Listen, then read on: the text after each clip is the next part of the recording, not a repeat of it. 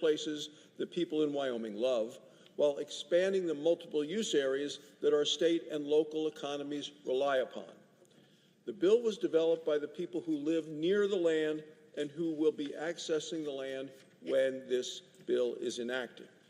It has been developed really from the ground up by the people who know the land the best. And this legislation resolves a decades-old stalemate. The bill is going to increase conservation. It's going to ensure that other lands can be unlocked and for uses that are important to the people of Wyoming and to our economy. I firmly believe the people of Wyoming, not Washington, should decide how to manage these lands. Agreed. So I want to thank my friend and colleague, Senator Wyden from the state of Oregon. We work closely together. We serve on several committees together. We live near each other and where we stay when we're in Washington instead of when he's home in Oregon and I'm home in Wyoming. And I look forward to continuing to work with him to get these bills passed into law and through the House and in the near future. So as I see my friend and colleague from Oregon on the floor tonight, I just want to thank him for his years of cooperation and working together as we have on the Committee of Energy and Natural Resources, and thank him for all of his consideration in allowing us to get this bill passed tonight. Thank you, Mr. President. I yield the floor. Senator for Oregon. Mr. President, this is a truly historic moment for my home state of Oregon because the Owahis, which are really Oregon's version of the Grand Canyon, really should have secured protection years ago. But finally, as a result of the bipartisan support that my friend from Wyoming and I have, working with the incoming chair of the committee, Mike Lee, and the current leadership, we have been able to pass these important pieces of legislation.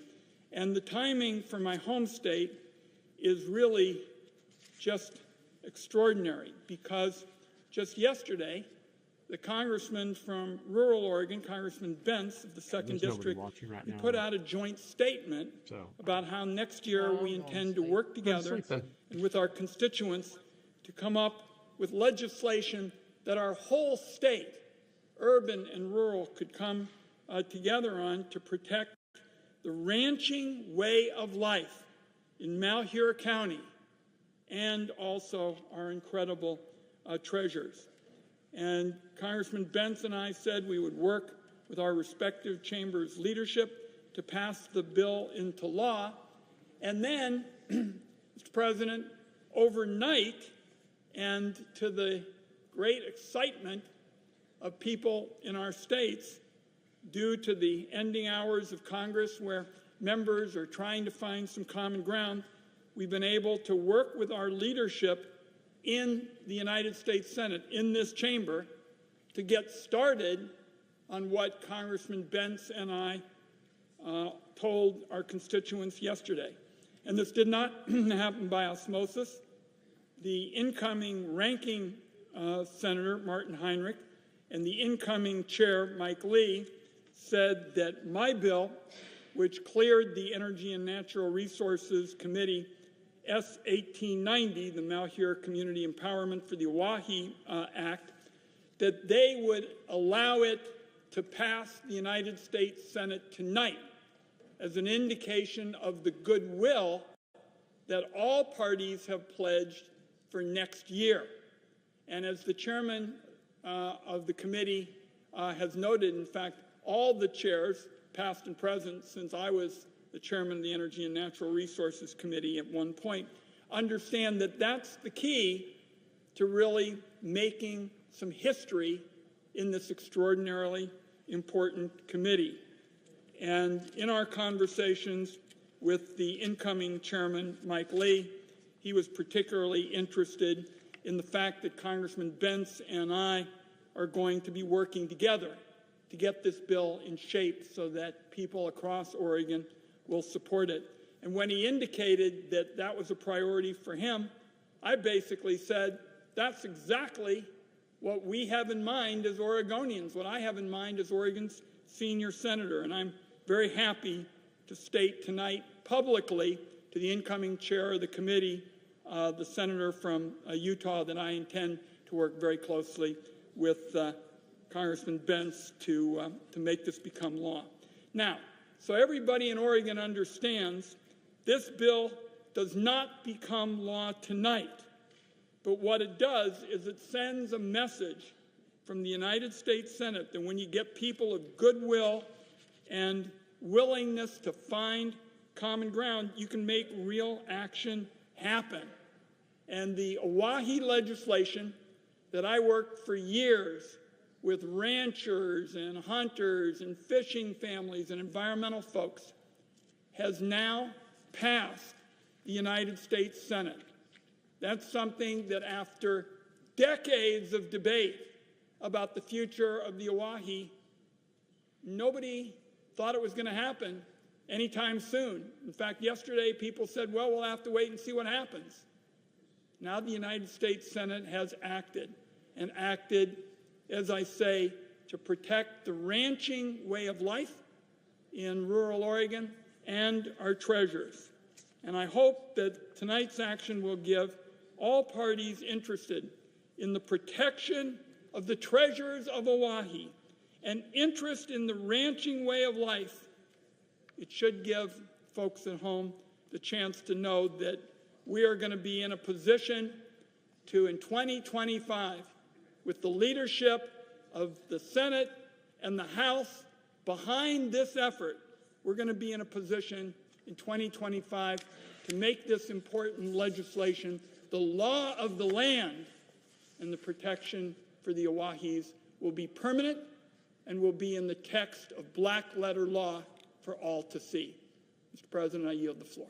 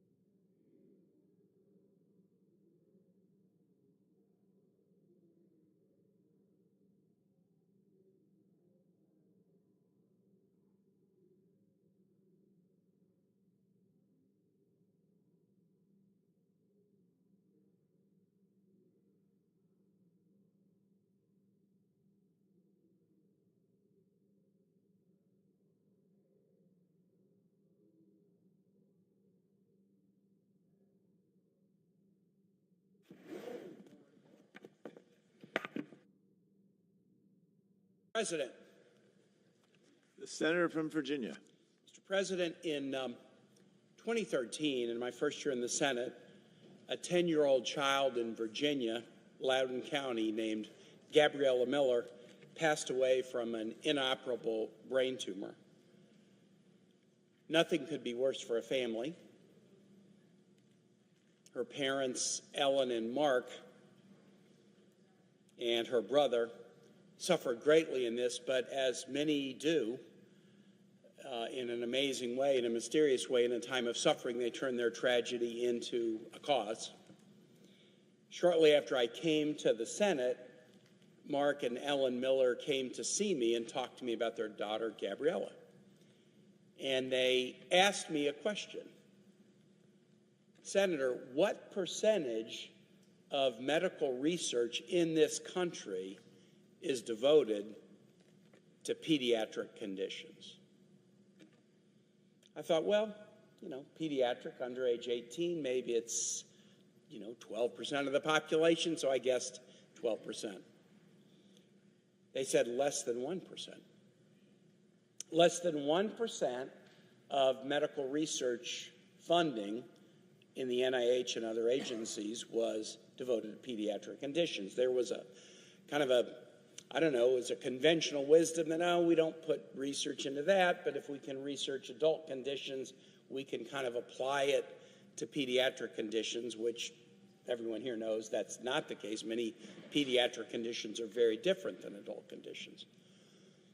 So I began to work with the Miller family on a bill to increase research at the NIH and other federal agencies for pediatric conditions, especially pediatric cancers of the kind that killed Gabriella Miller. The following year, in 2014, I partnered with Virginia Congressman and then a Republican leader in the Senate, Eric Cantor, and others to pass the Gabriella Miller Kids First Pediatric Research Program to fund NIH research on pediatric cancer. And the 10-year bill that we passed is up for reauthorization this year. I've partnered with Senator Jerry Moran, my colleague from Kansas, to reauthorize it with the support of colleagues on both sides, numerous colleagues. The Republican House has passed a version of this bill. The lead sponsor on the House side is Congresswoman Jennifer Wexton, who is retiring because she has been diagnosed with an aggressive form of supranuclear palsy, which is an advanced form of Parkinson's disease. My colleague Jennifer Wexton is no longer able to speak without an AI-assisted device. But in this last few days of her time in the House, she has made the passing of the reauthorization of the Gabriella Miller Act her chief priority. The reauthorization was included in the health package in the bipartisan version of the CR bill that we negotiated with the House. But that package was left on the cutting room floor of the CR that was just passed the House, and advocates of the bill, including Ellen and Mark Miller and others who care about pediatric research, were bitterly disappointed. I'm going to vote for the CR when it comes over from the House. But if I'm going to have to explain to advocates that I share their disappointment for the fact that this 10-year program, which has now produced more than $125 million in research into pediatric cancer, is going to be left on the floor, I have to at least make an effort here on the floor to authorize this program going forward. The good news is the bill that Representative Wexton has put in the House was authorized flat funding for another 5 years, and I give credit to my colleagues on the Senate Help Committee because the Gabriella Miller Act was reauthorized in the Senate for 10 years at an increasing level of funding, beginning at the current funding level of $12.5 million a year, escalating to $25 million over the course of 10 years. But time is late. No time to fool around. The bill that has passed not only a committee but a House was passed in the House of Representatives, 5-year funding at its current level, $12.5 million a year, to continue to invest in research into children's cancer and pediatric conditions. I respect my colleagues' sincere commitment to responsible federal budgeting. And one of my colleagues, Senator Paul, I've worked with him to hopefully lift an objection that he had to this bill by agreeing to work with him to make sure that there's not other overlapping programs where we're spending money to do the same thing. We have recently talked about other legislative initiatives that we'll work on together. My understanding as I stand here today is with this commitment I've made to Senator Paul, he's dropping any objection to including this by unanimous consent. And I think while it's not everything I hoped, and it's not everything that the Senate Help Committee did in a bipartisan way, it would continue this important program. Gabriella Miller, when she was diagnosed with brain cancer at age 10, didn't go quietly into the good night. I think that's a Dylan Thomas line. She instead said, I'm going to raise every bit of money I can for cancer research. And in the last year of her life, she raised hundreds of thousands of dollars in cancer research on her own with little bake sales and fundraisers. And the brain tumor that was in her brain was the size of a walnut, and she created a nonprofit foundation called the Smashing Walnuts Foundation.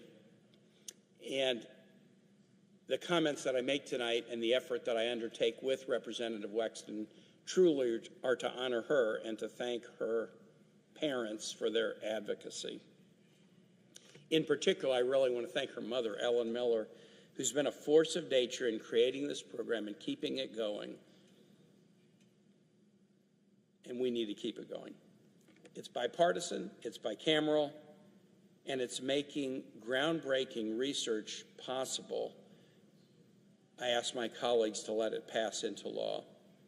And so, Mr. President, I ask unanimous consent that, as if in legislative session, we should ask the Committee on Health, Education, Labor, and Pensions be discharged from the further consideration of H.R.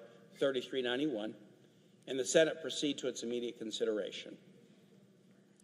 The clerk will report. H.R. 3391, an act to extend the Gabriella Miller Kids First Pediatric Research Program at the National Institutes of Health and for other purposes.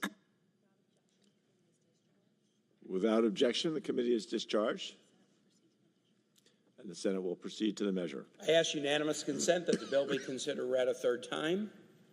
Without objection. I know of no further debate on the bill. Is there further debate? If not, all those in favor say aye. Aye. All opposed, no. The ayes appear to have it. The ayes do have it. The bill is passed. I ask that the motion to reconsider be considered made and laid upon the table. Without objection.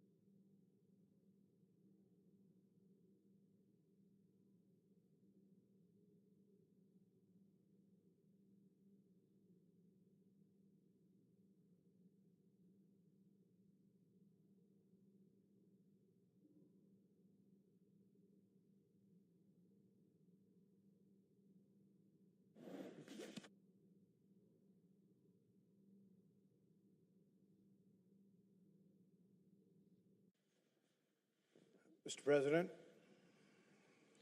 Senator from Kentucky. well, we've arrived. We're here at last. Another government shutdown averted. The government will remain open. I'm not sure if that's good news or bad news. People need to know, yes, the government will stay open and it will not be chaotic. Congress can adjourn, which is probably a good thing when Congress adjourns. But the thing about government staying open is we will pass something called a continued resolution. What does that mean? It means we're resolved to continue. Continue as we have for really decades. We will continue to spend money regardless of whether we have it or not. We will continue to spend money at a pace such that we will accumulate about $2 trillion in debt each year. The deficit will be about $2 trillion. Now, the spending is comprised of a lot of different areas. It's about $6.8 trillion in spending, and we bring in about $4.8 trillion in revenue. So it's about a $2 trillion mismatch. A lot of the spending is entitlements. Probably 2/3 of the spending is entitlements, but this body refuses to address entitlements. So as part of the continuing spending tonight, keeping government open, all of the entitlements will be taken off board, and there will be no reforms to entitlements, no reduction in spending in entitlements. They will continue growing somewhere between about 5% and 6% a year. Almost everybody on both sides of the aisle acknowledges that entitlements are the problem. Entitlements are driving the debt. What we vote on, people call a budget, or another word, they call it discretionary spending, is about $1.7 trillion or so, about $2 trillion. Of that $2 trillion, about half's military, half's not military. Well, the military has been taken off the table also, primarily by Republicans, but Democrats complicit as well. No military spending will be addressed, no waste in the military will be addressed, and the Pentagon will not be audited. They've said for decades the Pentagon needs to be audited, and the Pentagon says we're too big to be audited. Leave us alone, we are too big. Occasionally we'll find some things, $500 toilet seats or, $800 hammers, things like that. But overall, we have no idea where the money's going, and neither do they. They sometimes talk about hundreds of billions of dollars really literally missing, that they have no idea. But it's taken off the table because the powers that be say military is sacrosanct, cannot be looked at, and must have increased spending. So all the entitlements are going up. That's 2/3 of $6.8 trillion. The remaining $2 trillion is half military. It's going up, and nobody's looking at it either. So we have discretionary. Non-military discretionary spending is part of the budget also. And we couldn't come to an agreement, but other than we're going to be resolved to continue spending at about the pace we are. It'll be short term, and that would be bad enough because the spending will accumulate and is accumulating about a $2 trillion deficit. But that's not enough. This has been a horrendous week for fiscal conservatives because we are not going to just continue as we have been doing, continue loading on the debt. We are also adding to it in a dramatic fashion. This week, there'll be $330 billion added onto the spending. $200 billion of it will be for Social Security. And you say, well, we should want to help people. Why wouldn't we give people or senior citizens more money? Well, if we give new people more money, we have to take it from somewhere. We're going to have to either borrow it or we're going to have to print it. But it has to come from somewhere. Money doesn't grow on trees. So $200 billion increase in spending for Social Security. Where's the money going to come from? Now, I will offer an amendment that would pay for it. My amendment would be to raise the age gradually of Social Security. 3 months a year for about 12 years, and that would pay for the expansion of benefits. I think that's the only responsible way to do this. You want more benefits for people? You can't just, push the bankruptcy of Social Security and say, well, yeah, it'll go bankrupt in about 9 years, but maybe I won't be here, or maybe I won't be alive, and maybe it'll still exist for people. But shouldn't we care about what's going to happen to the future of Social Security? Shouldn't we care about how this is going to be paid for? But it'll be interesting to see how the vote is. I suspect I won't win, but we're going to have a vote on gradually raising the age. But here's the rub of how difficult it is and how far behind the 8 ball we've become. I proposed this solution 12 years ago, 13 years ago. When I did, it fixed 2/3 of the shortfall. If you raise the age gradually from 67 to 70, about 2 or 3 months a year, it wiped out most of the shortfall and fixed the problem 13 years ago. If you do it now, it only gives us 1 more year of solvency before bankruptcy comes. So we've taken a problem that was eminently fixable a decade ago, and at this point, if we were to do, and my amendment were to pass, it would pay for the expansion, but still the system is going bankrupt because we just keep adding stuff to it. Most people don't realize this, but Social Security actually will give you money no matter what your income is if you have teenage children and one of the parents is over 65. Now, somebody thought up this program and said, wow, this would be good. We should help out elderly parents that are taking care of teenagers. You can be a billionaire and file. I know people who are wealthy, whose kids drive Porsches, who are getting $1,500 a month for each of their kids because the dad is 65. Why would we do a program that's not based on income at all? Why would we let anybody join in that? Is that why Social Security is going bankrupt? No, that's just an element, though, of where the money's going. But everything that happens in the city is based on compassion. I feel for people and I want to help people. But nobody does anything based on math. Nobody really looks at this and says, well, shouldn't we do something to make sure it's paid for? What about next decade? What's going to happen to Social Security? Not a care. They just expand it, and it's feel good. You know, the free lunch, the mantra of free lunch is good. Here's stuff. Here's manna. Here, we're going to give you more money. Just be content. Take some soma. Just relax. Here's some more money. But we're destroying the entitlement programs. Social Security is going bankrupt, and we sped up the bankruptcy this week by adding $200 billion. That is going to be concluded tonight. That's $200 billion in brand new spending to a system that was already $2 trillion short. Now, we also gave $30 billion to farmers. That's going to be in the package tonight, too. Now, why do the farmers say they need money? Many farmers are actually pretty well off and doing pretty well, actually. But they say that the tariffs during the first Trump administration hurt them so badly that they're still having reduced exports and they need more money. So we're still paying them for the tariff wars that were begun 4 years ago, and still half the people in the country are jumping up and down saying they want more tariffs. But what are we going to do, pay off everybody that doesn't benefit from the tariffs? Think about it. If you put tariffs on a steel mill and you say, well, we're not going to let the Chinese sell any steel over here, you have this bright, shiny steel mill, and all the 1,000 workers stand in front, and they love you because you're going to help them with their jobs, and they're going to be more secure. But for every person making steel, there's 80 workers working somewhere buying steel. So what you do is you just ignore the other half of the equation. Why? Because it's easy to see the shiny steel factory. It's easy to see those workers. The 80 workers that are working for other industries, car industry, building warehouses, anybody that uses steel, fences, all these people buying stuff are scattered through small industries and you don't see them. But their economic impact at least equals, but probably exceeds, the one you're trying to benefit.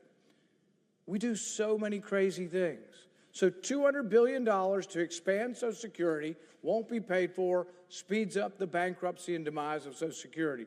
$30 billion for farmers, many of whom have other resources and really are not desperately in need of this. What happens to the borrowing? $230 billion. Well, that's not over. We also are adding $100 billion for disaster. And you say to yourself, well, you know, we got to help people in need. They've had storms, they've had flooding. We got to help them. Well, shouldn't we try to root out the waste and fraud in those systems, that people are stealing money from these things? If you want to know how people steal things and how many people are stealing things, when we did all that COVID stuff, we stopped the economy and we just gave free money to everybody.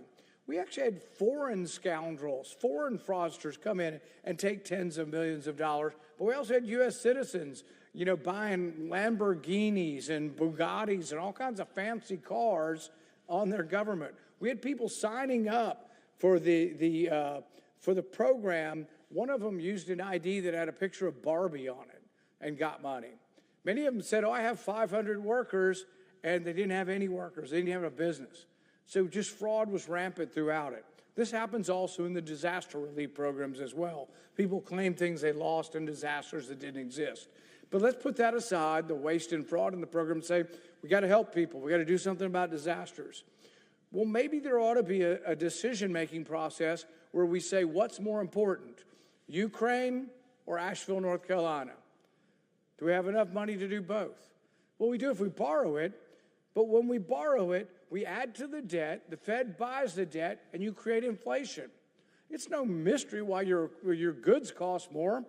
During the last 4 years, groceries, meat, poultry, gasoline, rent, everything's gone up on average at least 20%. Now, did it become more precious? Did we all of a sudden lose a supply of things? No, the dollar became weaker. The dollar became diluted because we had to buy all this debt.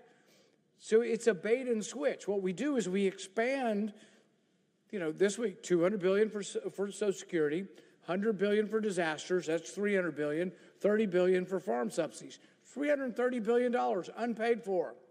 But the people here gathered, the vast majority of them that will vote for this will go home, pat themselves on the back and say, I brought you stuff. Isn't that what you want me to do? Bring you free stuff. Well, it's not free. It has ramifications. They're destroying the dollar. They're destroying the country. And yet it goes on. Because it seems to be easy just to promise people something for nothing. So I have a couple different solutions. To pay for the Social Security, let's gradually raise the age. 3 months each year. And what it does is it actually pays entirely for this $200 billion expansion and then some.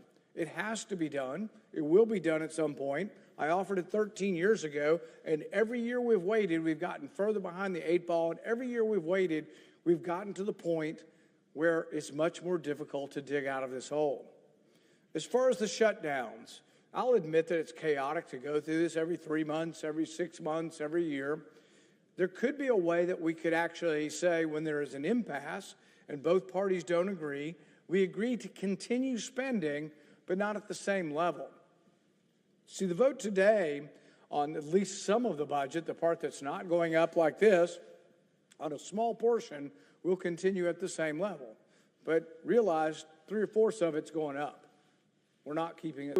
If we vote to keep it steady, does that really fix the problem? No, if you keep it steady, and even if you didn't increase spending, the budget never balances. Why? Because you're only keeping a very small portion of the budget steady. It's really about 16%. 2/3, 66% entitlements. The remaining third, half military, half non-military. Military is going up at 3%. Oh, that's right, I forgot. Republicans have a great plan. Come spring, the Republicans are by simple majority going to bust through the military caps. The military caps are put in place, like all other caps, to try to restrain spending, and they're ignored. But in the spring, the first reconciliation package that Republicans will pass with a simple majority is to bust through the military caps. Military doesn't have enough money. We spend more on our military than the next 8 countries combined, and yet it's never enough. People say we're going to find waste and fraud. I'm all for it. I'm a big supporter of looking for waste and fraud. I'm a big supporter of getting rid of it. Guess what? If you don't look at the entitlements, you're not a serious person. If you don't look at the military, you're not a serious person. The problem will go on. In the first Trump administration, $8 trillion were borrowed. I'm a fan of Donald Trump. I supported him. I voted for him. But we borrowed $8 trillion.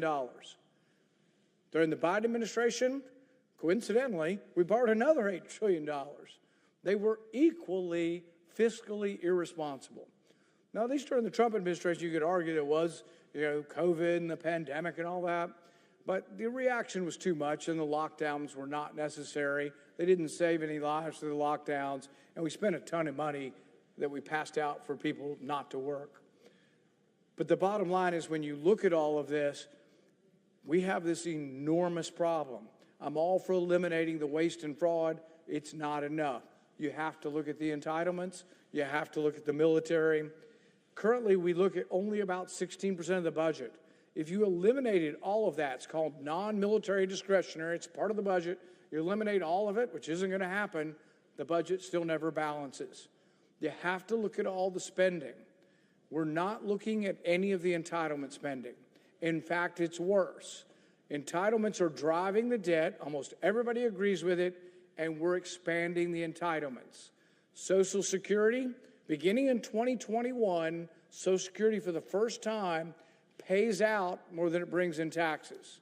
It was the opposite for many years. Social Security brought in more than they spent, and they actually developed and had a reserve. For the last 3 years, Social Security's been paying out more than comes in. 2021, they paid out $50 billion more than came in. 2022, they paid out $22 billion more than came in. Last year, we paid out $40 billion more than we came in. If you had a business, or even if you had a social program, and you were paying out more than you brought in, wouldn't you try to reverse that trend? No, what we did this week is expand Social Security by $200 billion over 10 years. It's $20 billion a year. So if the debt next year for Social Security is going to be about the same as this year, it'd be $40 billion. We added $20 billion to that. What's the math? A 50% increase in our debt. So for someone who's fiscally conservative, this isn't a very good Christmas. This is a Christmas of just doing the same old thing. So when you hear CR or continuing resolution, realize your government is resolved just to continue doing the same thing. They're kicking the can down the road. The debt's going to continue to accumulate, and they're not doing anything to fix it. So don't be pleased with your people. Look closely. Who are my representatives, and are they doing the right thing? So we're going to offer a pay-for the Social Security. That would be one of my amendments tonight. We're also going to offer something called the Government Shutdown Protection Act. And what it will do is it says when there is an impasse, when Republicans and Democrats don't agree, that the spending would continue at a reduced level. The level we chose was enough to try to bring both sides together to actually form an agreement, but also we chose a number that would be enough of a cut to actually put us on a path to balance. So if my amendment were to pass, government wouldn't shut down from here on out, but the spending would be at a 6% reduced level. This actually balances the budget, and it's a pretty significant cut. Most of them will say, oh, it's too much, we can't vote for it. But the thing is even if my cuts were to go into place, even if my amendment were to pass, a 6% cut, it would take 5 years to get to balance in 1 year. Not to get rid of any debt that we've accumulated, but just to get to an annual balance. And they are like, oh, woe is me. We could never do it. We can't cut people. People deserve money. People deserve stuff. We have to give them more stuff. Do you know that the European Union, 16 out of 28 countries in the European Union, who many of them are considered to be socialist, actually balance their budget? I met with a socialist from Sweden. He was more conservative than everybody across the aisle. He was more conservative than half the Republicans up here because they thought that actual entitlements should be based on the economy. Their entitlements actually go down when the economy goes down. If the economy shrinks, their entitlements shrink. Just everybody knows it's going to happen. It's a bad year, you're going to get a little bit less. People would go nuts here. We do the opposite. So during the last 4 years, they created so much inflation that people's costs went up 20%. What do? We have to give cost of living adjustments to those on Social Security, and we did, but we were short even more money, and it made the problem even worse and sped up the bankruptcy of Social Security. So my amendment would say we actually have to reduce spending. Now, some people say to conservatives, both in my party and the others, they say, oh, you people are unrealistic. You'll never vote to raise the debt ceiling. But even if I had my way, and we got cuts significant enough that I think the American people would accept, but most of this body wouldn't, and we balanced the budget in 5 years, we would still accumulate debt over those 5 years. And I would vote to raise the debt ceiling during that brief period of time as we are on the way towards balancing our budget. But none of that's going to happen. What we are doing this week and what both parties will be complicit in, and I mean both parties, every Democrat here will vote for this bill, I assume. Every Democrat will vote to continue to be resolved to spend money at a rate that is $2 trillion more than comes in. But half the Republicans will join them. There'll be a minority of Republicans who will say, we're conservative and we shouldn't spend this much money. But we will offer amendments tonight, and people will get to decide where they are. And people at home will have to decide, are we going to live this way? How long can we live this way? What causes inflation? Can we not have representatives who believe that balancing our budget is the appropriate thing to do? So the amendments I offer today are such that I think they're necessary. I think they'll help us to save Social Security from bankruptcy, but they won't be very popular here. But I offer them in hopes that people will see them across America and say, at least somebody cares about the solvency of Social Security. At least somebody has the guts to say, this is what we would do to try to save and preserve Social Security, rather than just giving free stuff to everybody and saying, no big deal, you can have more. What? You want more? Here's more. Somebody's got to ask how we're going to pay for this. Someone's got to be responsible up here, and if you watch closely who votes on this amendment, you'll see who are the truly fiscally responsible people in the Senate. Thank you, Mr. President. I yield back my time.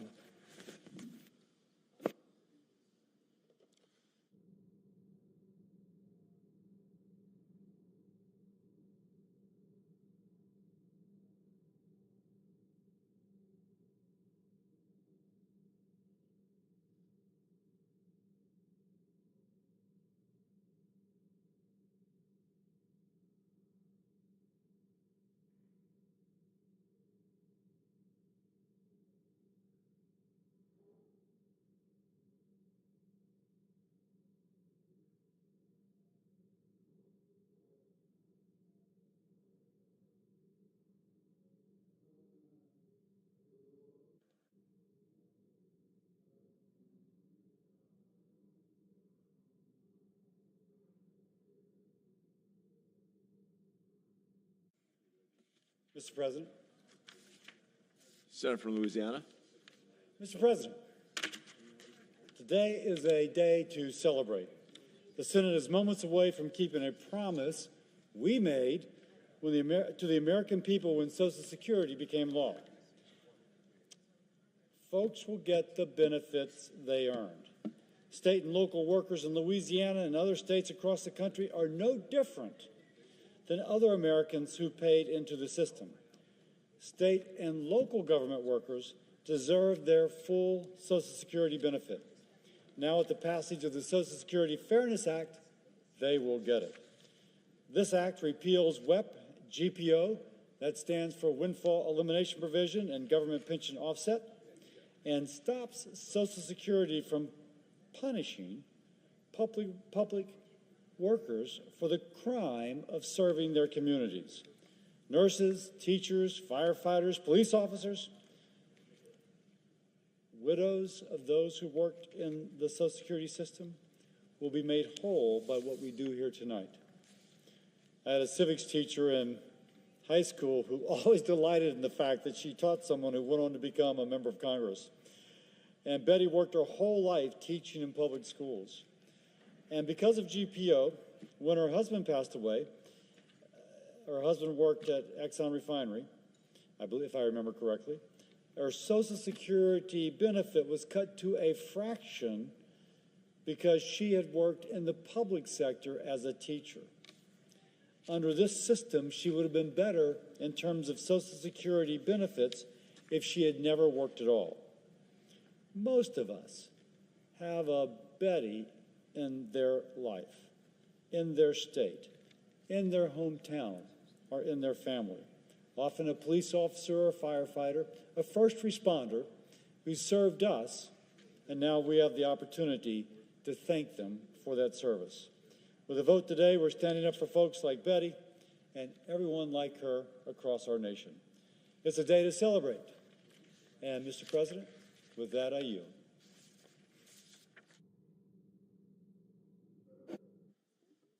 Senator from Mississippi. Mr. President, I rise tonight to make a simple but important point on behalf of the brave, freedom-loving citizens of the Republic of Georgia. It's time for the United States to stand alongside the brave nation of Georgia, the citizens of which went to the polls recently and voted to elect their own leadership.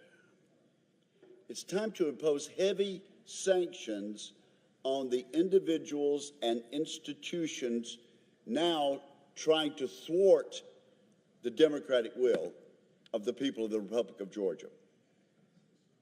And now is the time to act. This is the 20th of December, 2024. We don't need to act in mid-January. We need to act now while the people of Georgia are taking to the freezing streets in towns like Tbilisi and elsewhere.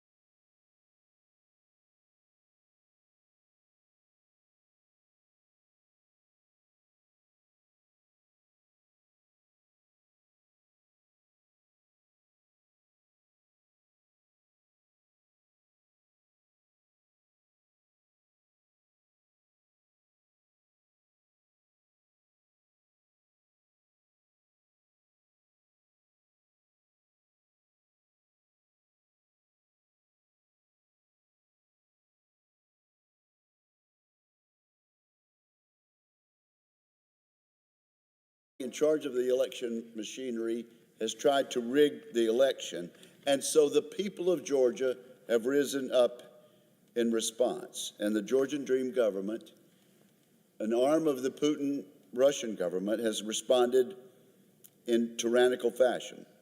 The Georgian Dream Party has worked to overthrow the will of the voters and has marshaled the power of the police to crack down violently on peaceful protests. In a number of days, Mr. President, the Georgian Dream Party could actually forcibly remove the democratically elected president of Georgia from power. Now, the Biden administration has taken baby steps, long overdue, and I wish they would be more forceful. Our American administration has now publicly sanctioned 2 individuals. The state and treasury departments have sanctioned a senior ministry official and the Georgia Minister of Internal Affairs. Now, what do the sanctions involve? They involve blocking the offending officials of the Georgia Dream Party from transaction in American banks. We can do that. They've frozen any assets these Russian puppets have owned in the United States and revoked any visas they have for our country. And I applaud the administration for these steps, but they could do so much more. Of course, in response, the Georgia Dream Prime Minister, Kobakidze, announced that he would decorate these 2 sanctioned Russian puppets and give them state honors in their roles for quashing the protests. This is what's going on around the world. This is how tyrants act. Georgia Dream has thumbed its nose, of course, at our somewhat half-hearted measures. And so it's time, I would say, for the United States to demonstrate more decisive and timely resolve. Half measures are the wrong message at this point. So I call on the Biden administration to sanction the leaders of Georgia Dream, including Bigzina Ivanishvili, Kaska Kadzladze, and Prime Minister Kobakidze. The Republic of Georgia is the home of freedom-loving people. They were once under the thumb of Moscow, and they do not wish to go back. Vladimir Putin would like to have Georgia back in its orbit, just like they would like to have Moldova back in their orbit, just like they even wish to have Romania and certainly Ukraine. And Vladimir Putin is willing to rig elections to have his agents brutally repress the peaceful protests that are going on. I admire these Georgian freedom fighters. They strongly oppose Putin's interference, and, Mr. President, we ought to stand with them. I call on the State Department and the Biden administration in the last month of office to stand tall with the freedom-loving Georgian people. We must continue our legacy of cooperation and shared democratic values with the Republic of Georgia. And I yield the floor.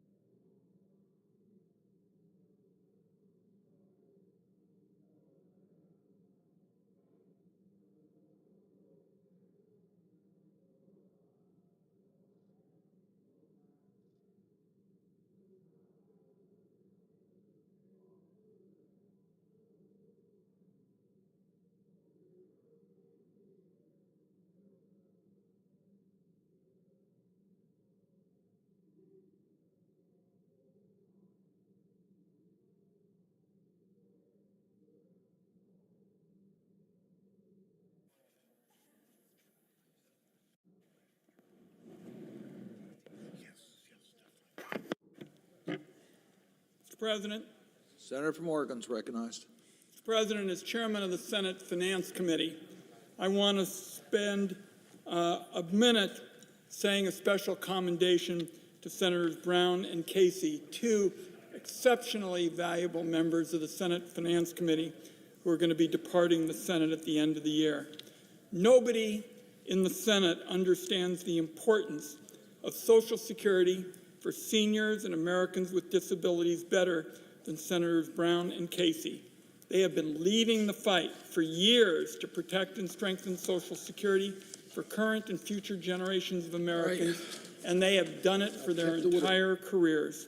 That includes battling those who would want to privatize the system, those who would raise the retirement age, or advance schemes that would otherwise cut benefits. And it strikes me as particularly fitting that one of the final votes this body takes, and the first time the Senate votes to increase benefits in decades, will be a vote to ensure everyday Americans receive their earned benefits. I was director of the Oregon Gray Panthers for almost 7 years before coming into public life, and I long ago decided that protecting America's earned benefits has been a lodestar, and Senators Casey and Brown have followed that through their public service.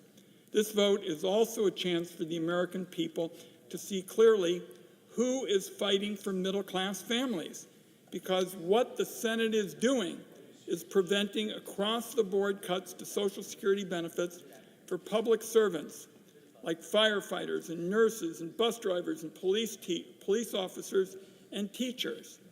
These are all individuals who work in crucial professions paying into Social Security out of every paycheck. They went into their line of work not to strike it rich, but to answer the call to serve their communities. As chairman of the Senate Finance Committee, I would urge all members of the Senate, Republicans and Democrats, to stand with Senators Brown and Casey and all our colleagues who have been working to pass this legislation. It is long overdue, and I yield the floor. We put $1.5 trillion in over 5 years.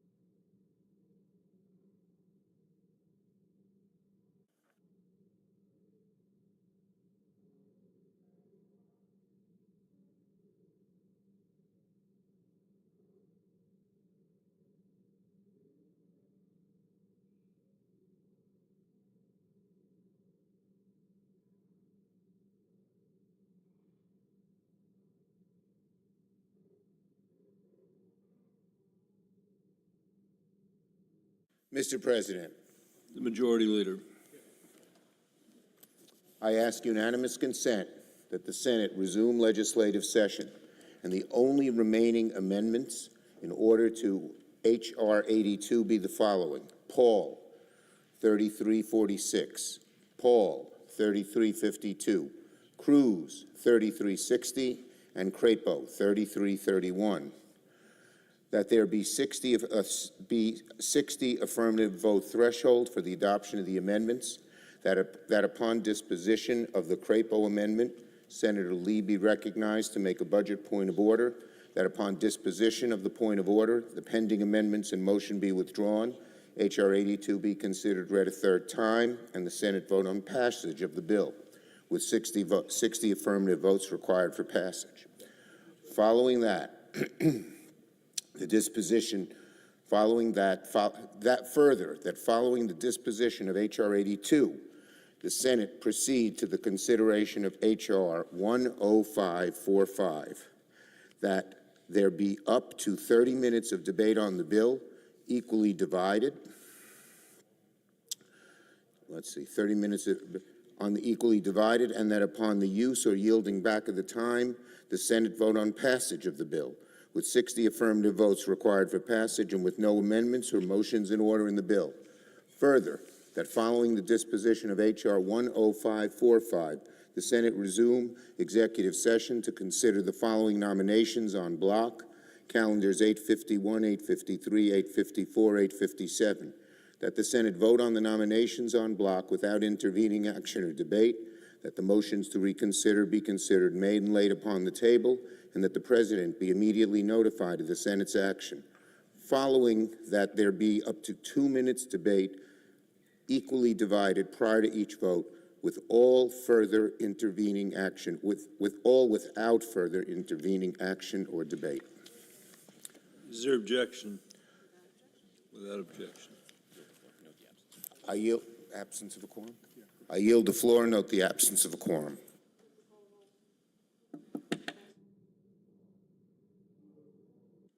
Ms. Baldwin.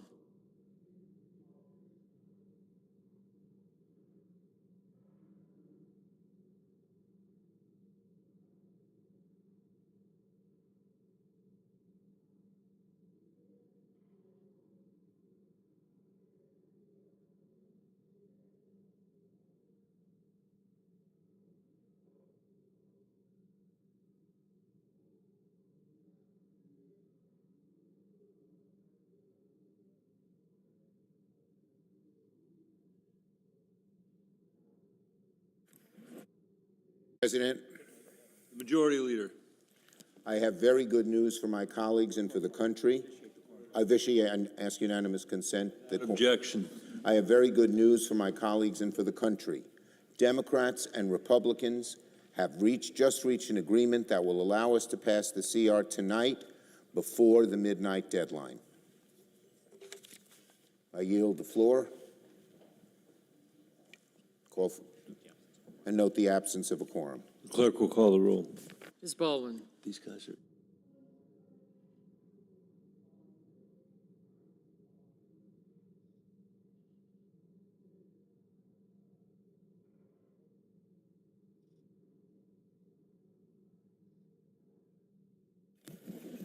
Mr. President. The senator from Kentucky. Ask unanimous consent to vitiate the quorum call. Without objection. I call. Under the previous order, the Senate will resume legislative session. I call up my amendment 3346 and ask that it be reported by number. The clerk will report the amendment number. The senator from Kentucky, Mr. Paul, proposes an amendment number 3346.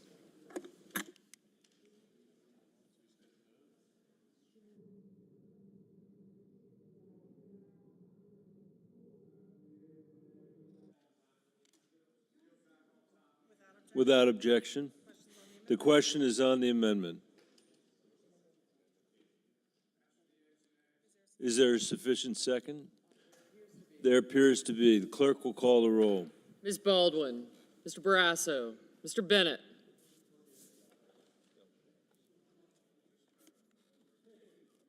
Mrs. Blackburn, Mr. Blumenthal, Mr. Booker. Do you guys want to vote?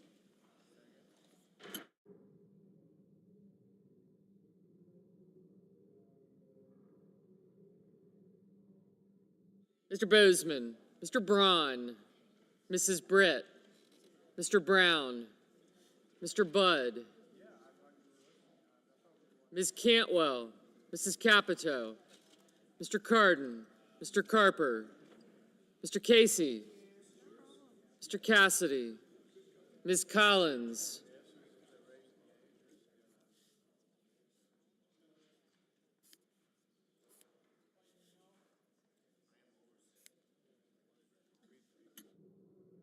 Mr. Coons, Mr. Cornyn, Ms. Cortez Masto, Mr. Cotton, Mr. Kramer, Mr. Crapo, Mr. Cruz, Mr. Daines, Ms. Duckworth, Mr. Durbin, Ms. Ernst, Mr. Fetterman, Mrs. Fisher, Mrs. Gillibrand, Mr. Graham, Mr. Grassley, Mr. Haggerty, Ms. Hassan, Mr. Hawley, Mr. Heinrich, Mr. Hickenlooper, Ms. Hirono, Mr. Hoven, Mrs. Hyde-Smith, Mr. Johnson, Mr. Kane, Mr. Kelly, Mr. Kennedy, Mr. Kim, Mr. King, Ms. Klobuchar, Mr. Langford, Mr. Lee, Mr. Lujan, Ms. Lummis, Mr. Manchin, Mr. Markey, Mr. Marshall, Mr. McConnell, Mr. Merkley, Mr. Moran,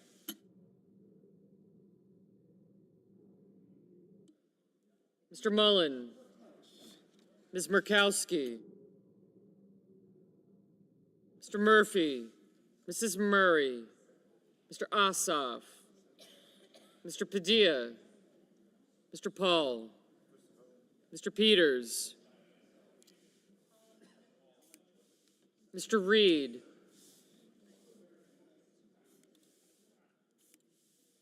Mr. Ricketts, Mr. Risch, Mr. Romney, Ms. Rosen, Mr. Rounds, Mr. Rubio, Mr. Sanders, Mr. Schatz, Mr. Schiff, Mr. Schmidt, Mr. Schumer, Mr. Scott of Florida, Mr. Scott of South Carolina, Mrs. Shaheen, Ms. Sinema,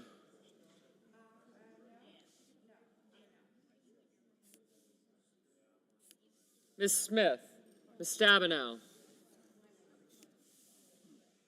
Mr. Sullivan,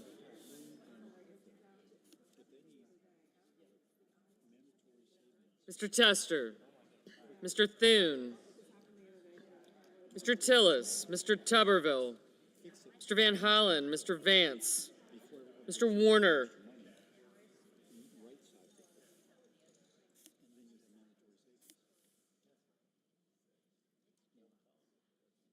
Mr. Warner, Mr. Warnock, Ms. Warren, Mr. Welch, Mr. Whitehouse, Mr. Wicker, Mr. Wyden, Mr. Young,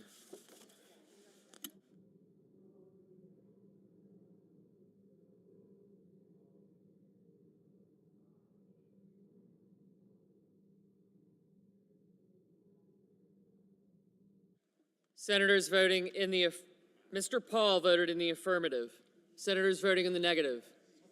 Bennett, Cantwell, Cassidy, Collins, Fisher, Graham, Hyde-Smith, King, Markey, Padilla, Rounds, Schatz, Schumer, Sinema, Tillis, and Wyden.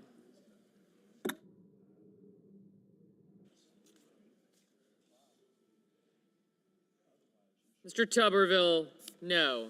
Mr. Risch, no. Mr. Crapo? No. Mr. Lankford? No.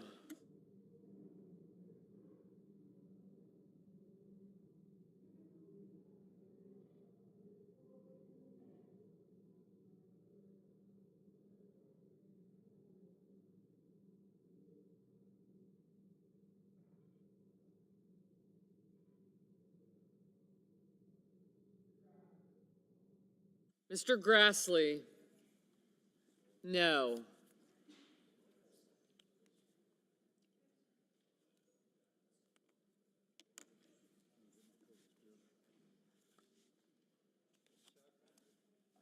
Mr. Heinrich? No.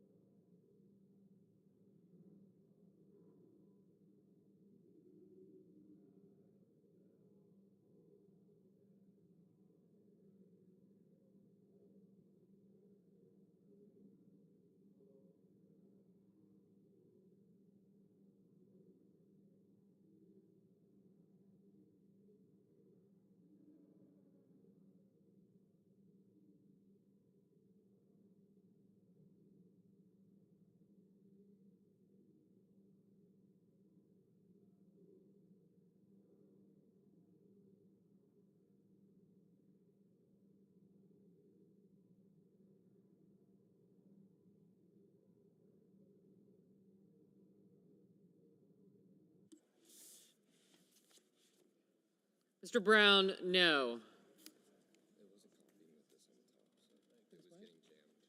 No.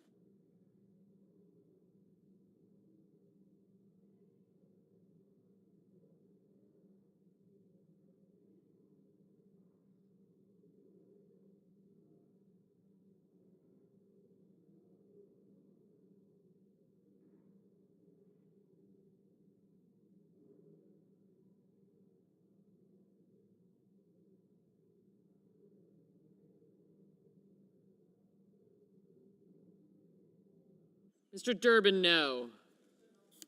Mr. Cornyn? No.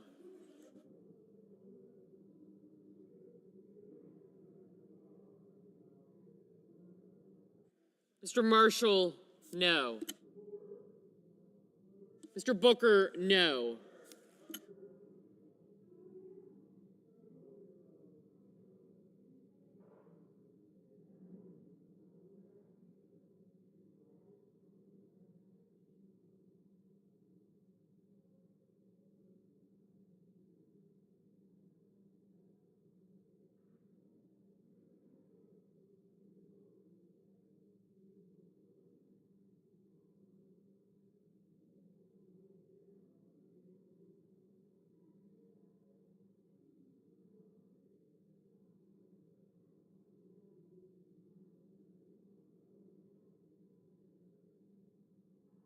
Mr. Cardin? No.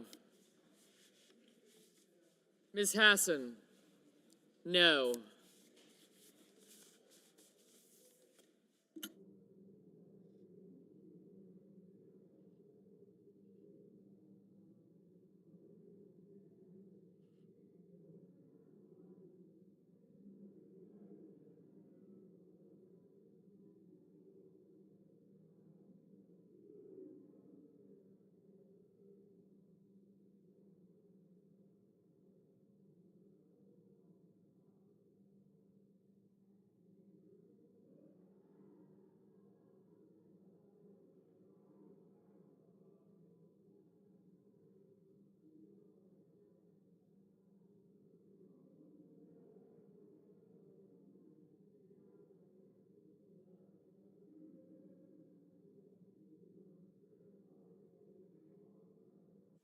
Mr. Thune?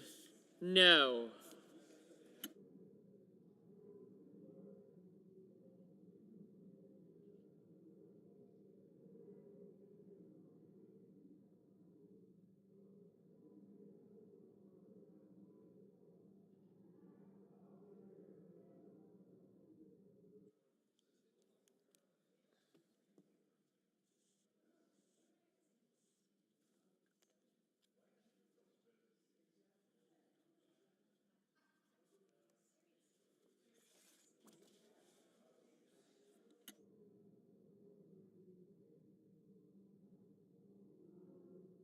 Mrs. Shaheen, no.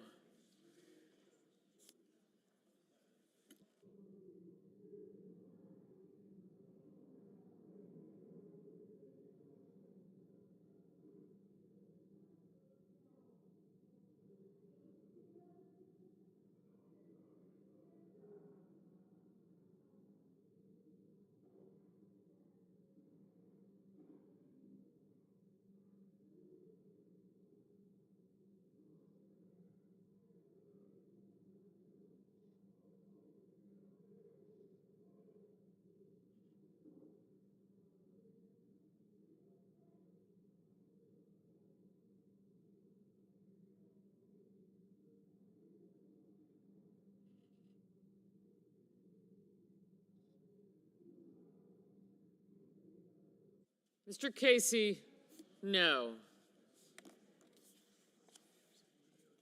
Okay, thanks. Did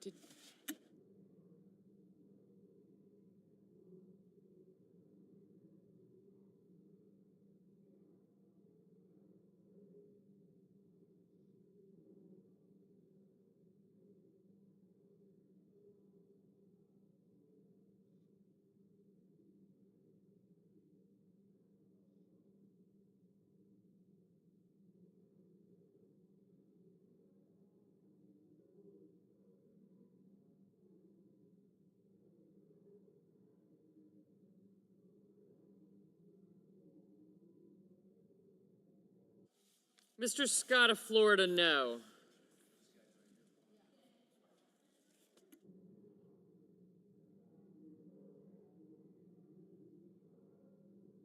Mr. Reed, no.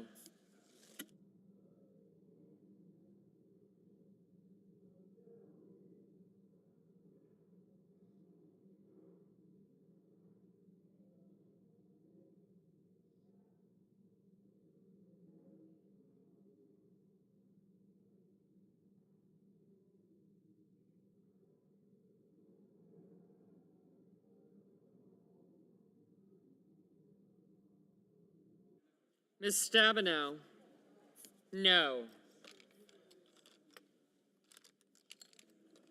Ms. Smith, no.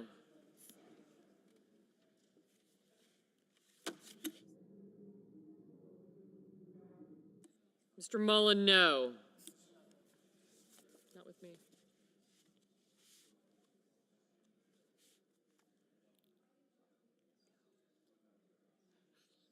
Ms. Murkowski, no.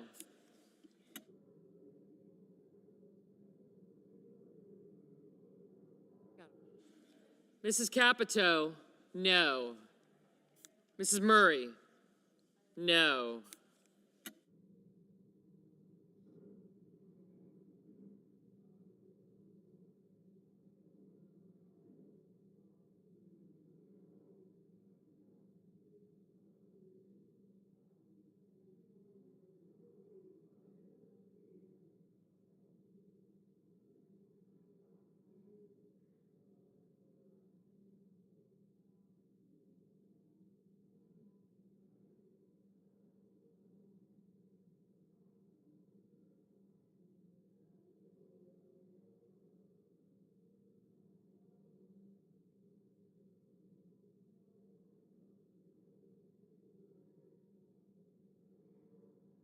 Mr. Lujan, no.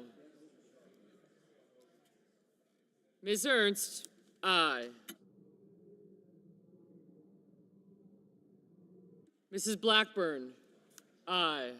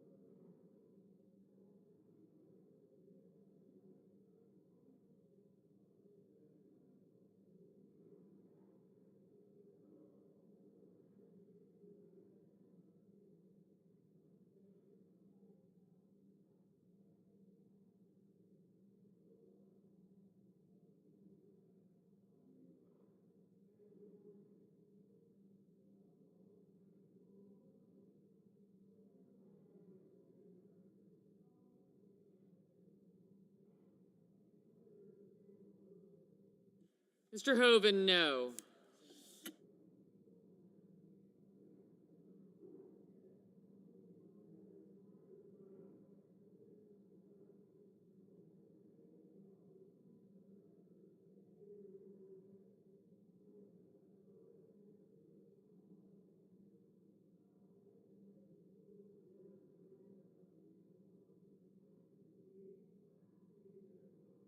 Mrs. Britt, no. Mr. Cotton, no. Mr. Ricketts, no.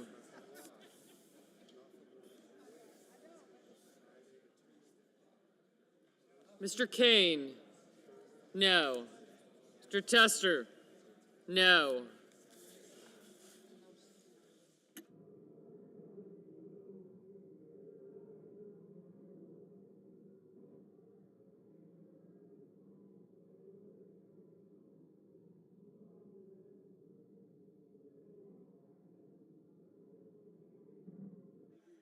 Ms. Ernst, no. Mr. Daines, no. Mr. Schmidt, no.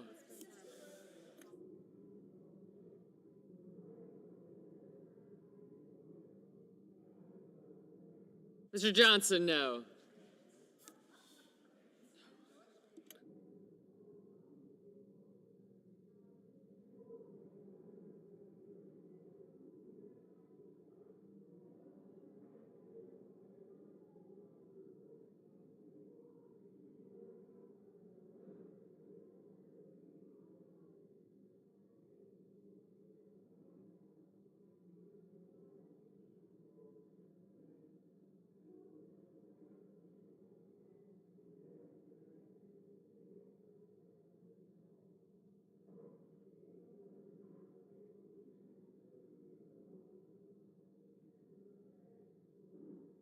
Mr. Lee, aye.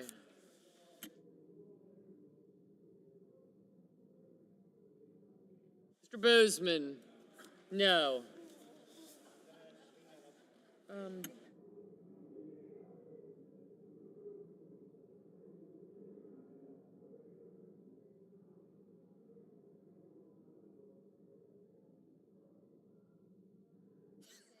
Mr. Whitehouse, no.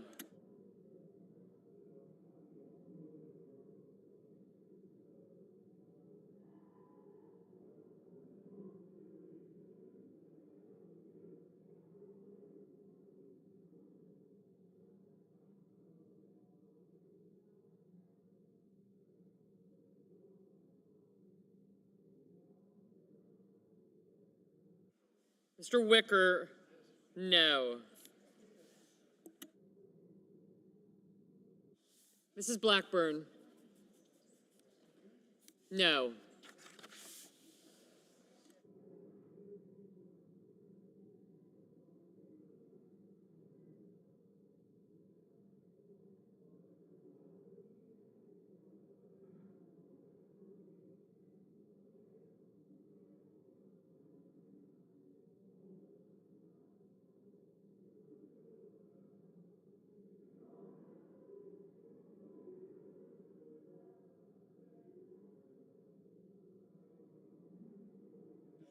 Ms. Hirono, no.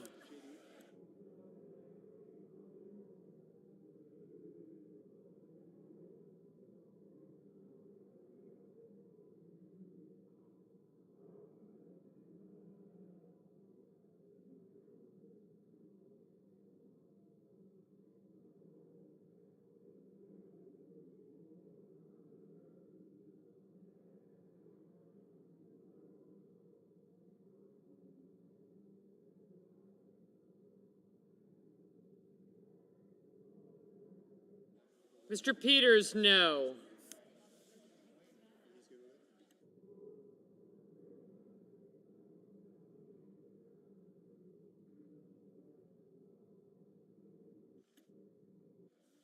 Mr. Young, no.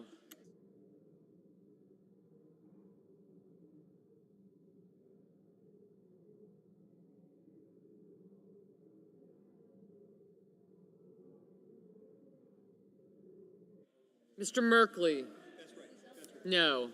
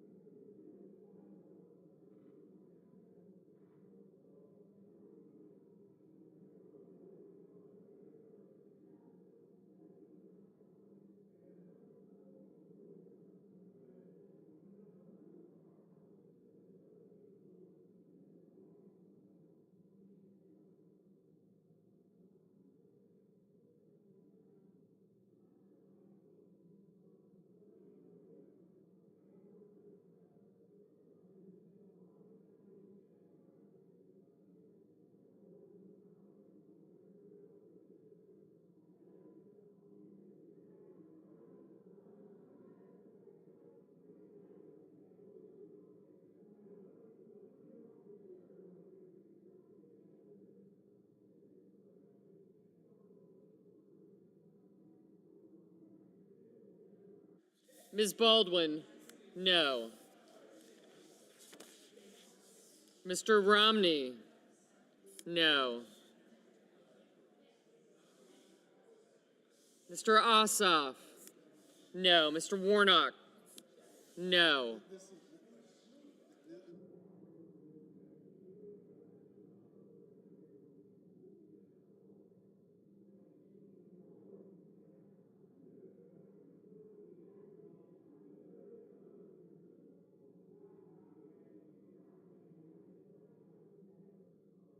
Mr. Hickenlooper, no. Mr. Kramer, no. Ms. Lummis, aye.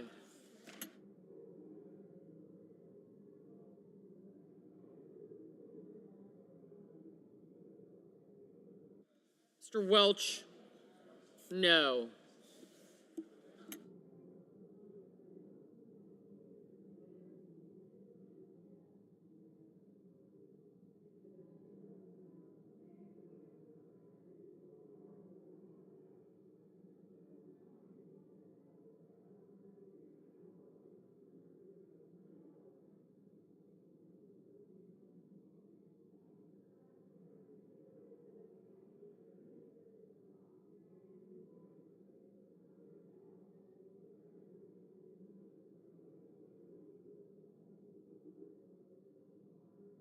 Mr. Fetterman, no.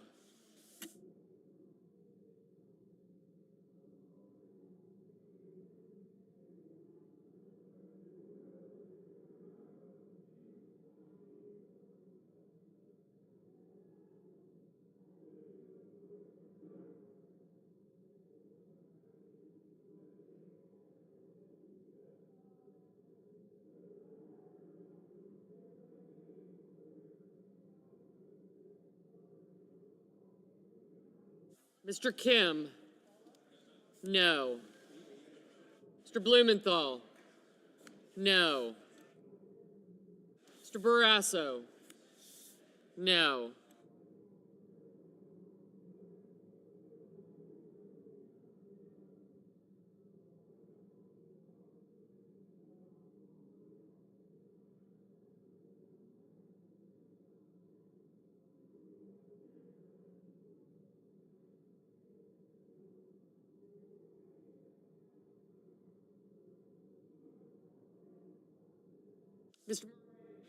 Mr. Moran, no.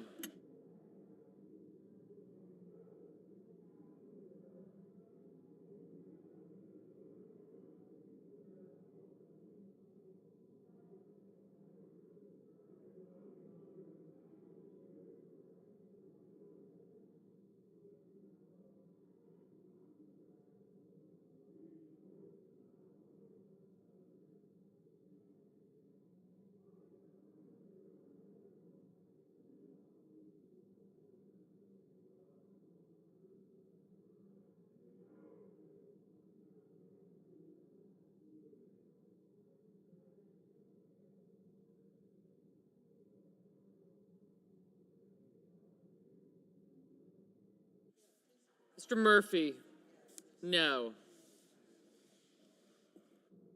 Ms. Warren, no.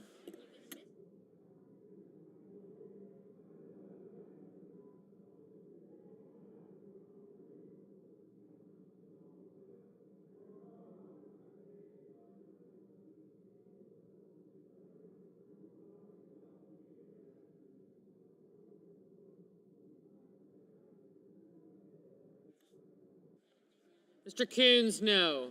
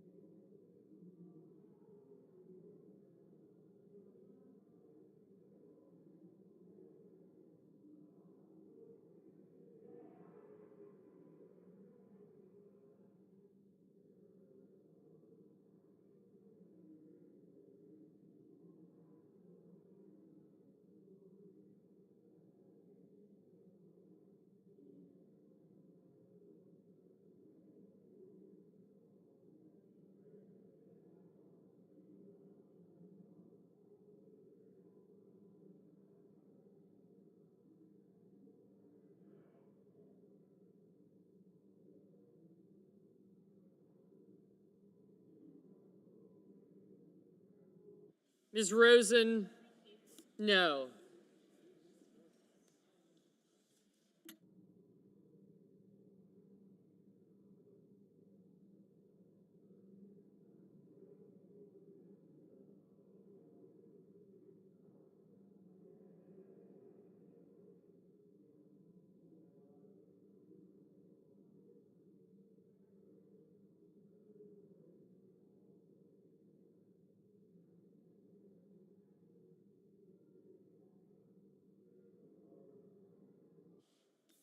Mr. Braun, no.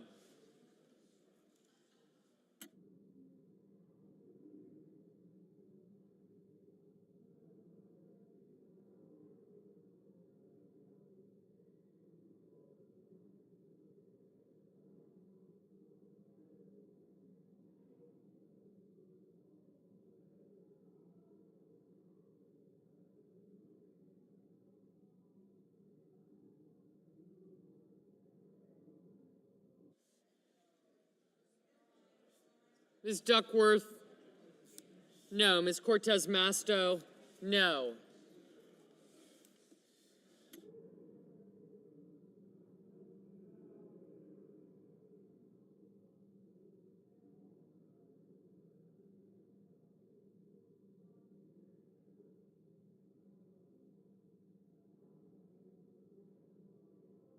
Mr. Kennedy, no.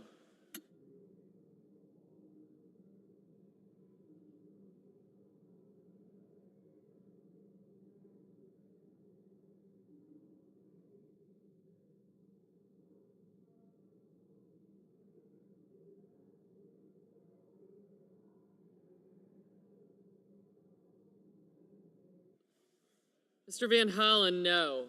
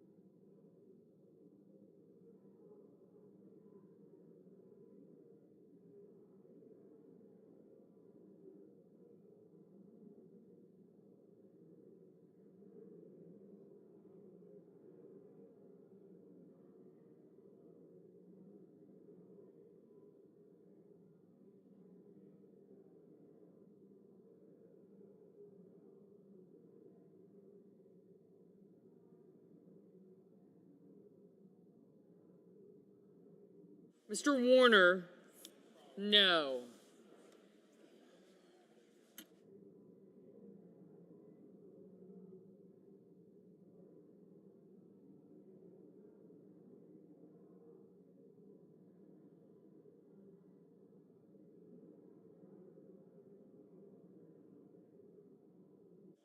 Mr. Scott of South Carolina, no. Mr. Kelly, No.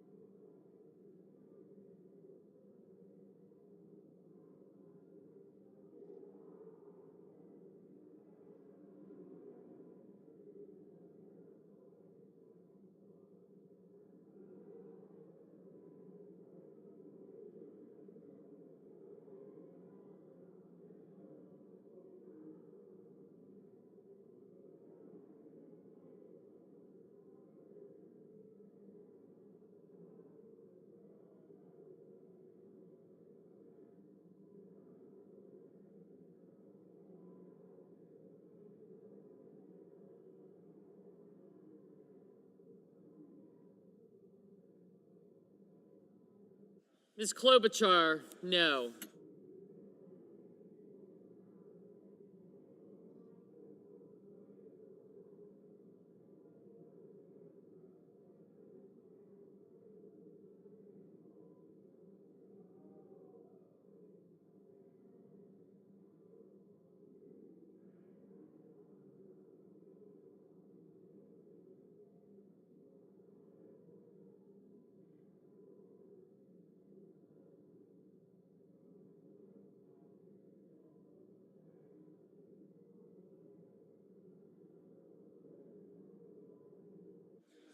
Mr. Budd, no.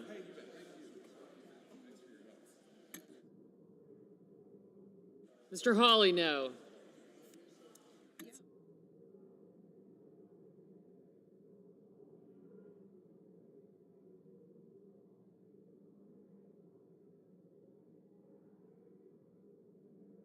Mr. Haggerty, no. Mrs. Gillibrand, no.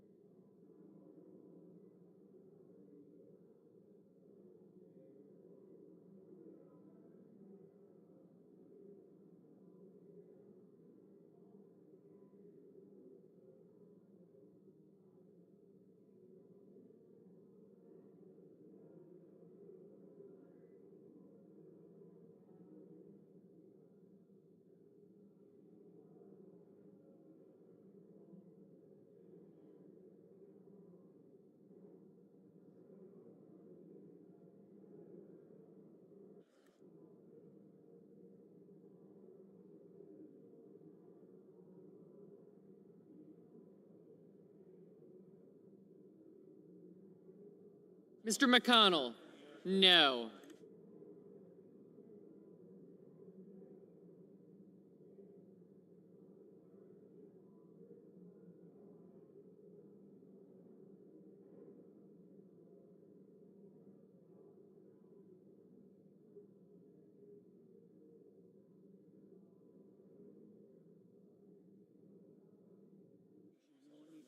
Mr. Sullivan, no.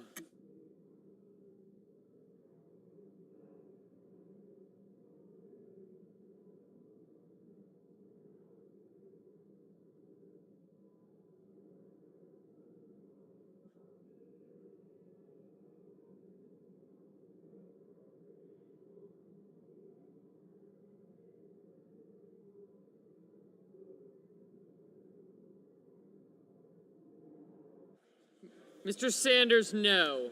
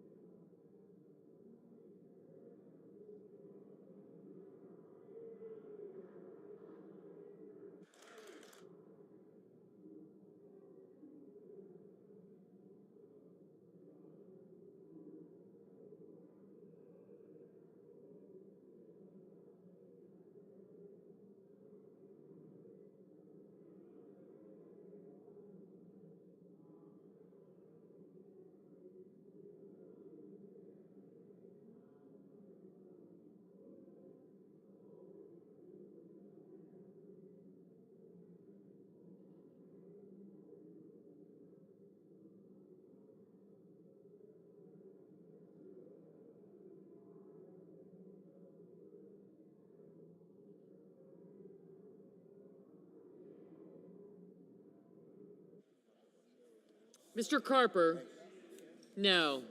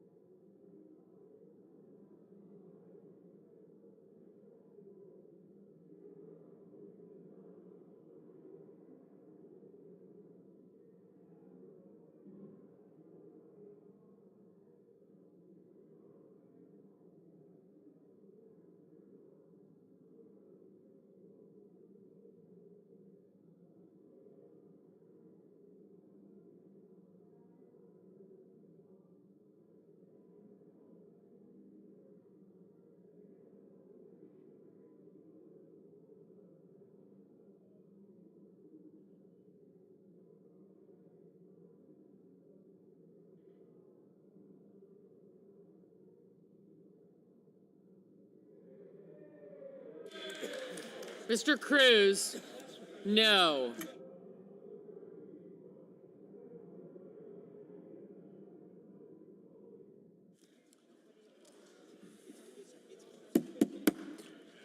On this vote, the yeas are 3, the nays are 9.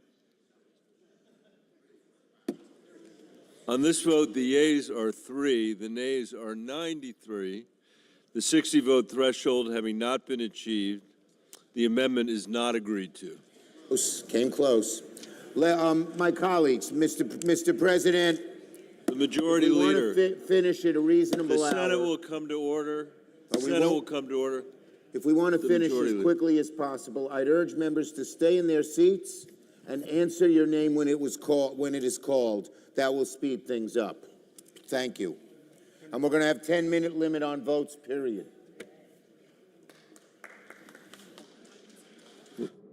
President, The senator from Kentucky. I call up my amendment number 3352 and ask that it be reported by number. The clerk will report. The senator from Kentucky, Mr. Paul, proposes an amendment number 3352. There are now up to 2 minutes for debate evenly divided.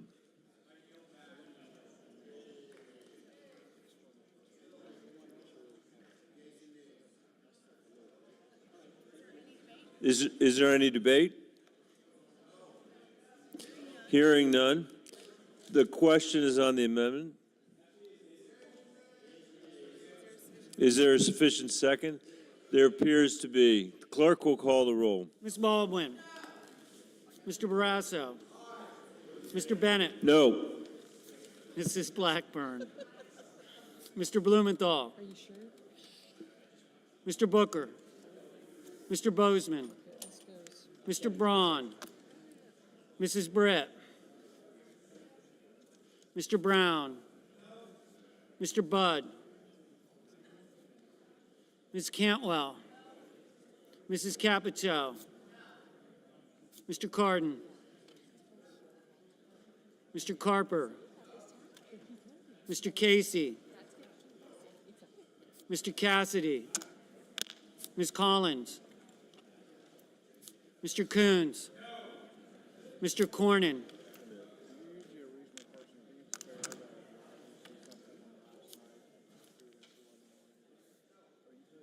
Ms. Cortez Masto. Mr. Cotton. Mr. Kramer. Mr. Crapo.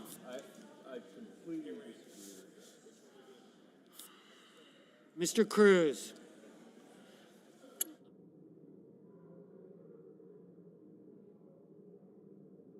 Mr. Daines. Ms. Duckworth. Mr. Durbin. Ms. Ernst. Mr. Fetterman. Mrs. Fisher. Mrs. Gillibrand. Mr. Graham, Mr. Grassley. Mr. Haggerty, Ms. Hassan.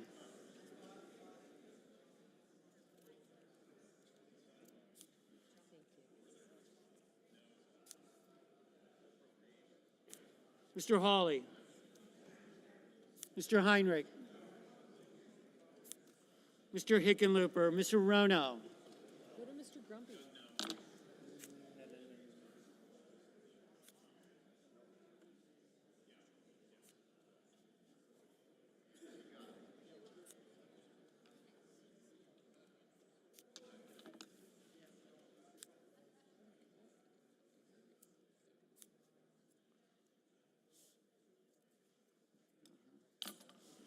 Mr. Hoven.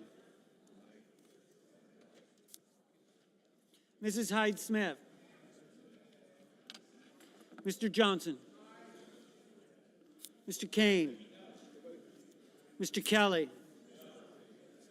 Mr. Kennedy. Mr. Kim. Mr. King. Ms. Klobuchar. Mr. Langford. Mr. Lee. Mr. Lujan.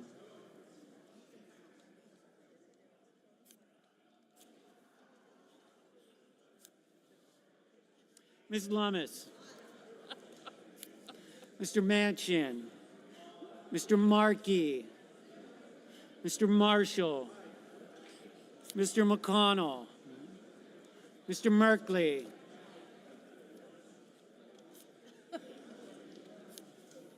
Mr. Moran, Mr. Mullen, Ms. Murkowski, Mr. Murphy,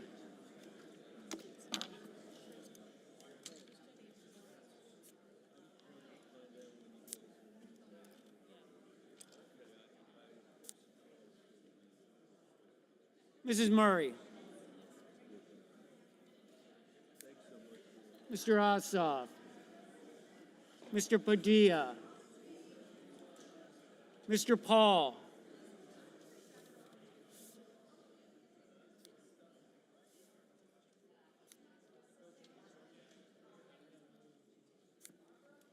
Mr. Peters, Mr. Reed,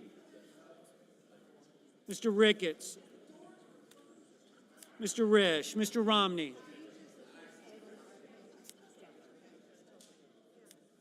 Ms. Rosen,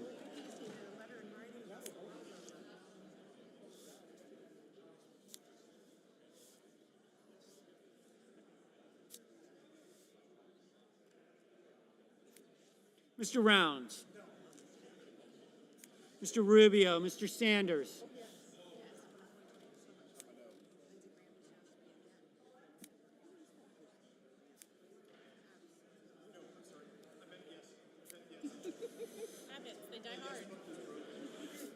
Mr. Schatz, Mr. Schiff, Mr. Schmidt, Mr. Schumer, Mr. Scott of Florida, Mr. Scott of South Carolina,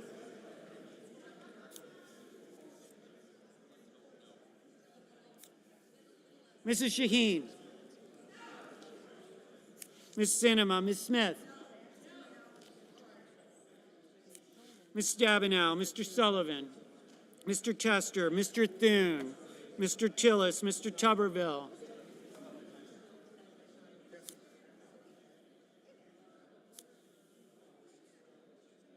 Mr. Van Hollen, Mr. Vance, Mr. Warner,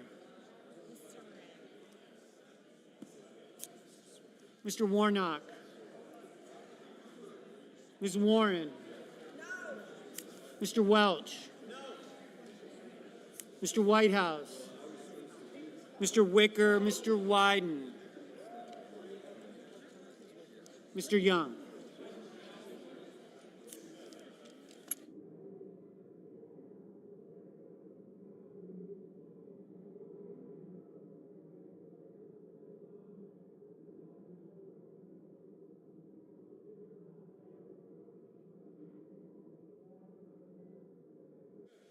Senators voting in the affirmative: Barrasso, Blackburn, Budd, Cassidy, Kramer, Crapo, Cruz, Daines, Ernst, Graham, Grassley, Haggerty, Hoeven, Johnson, Lankford, Lee, Lummis, Marshall, Moran, Paul, Risch, Romney, Scott of South Carolina, Tuberville.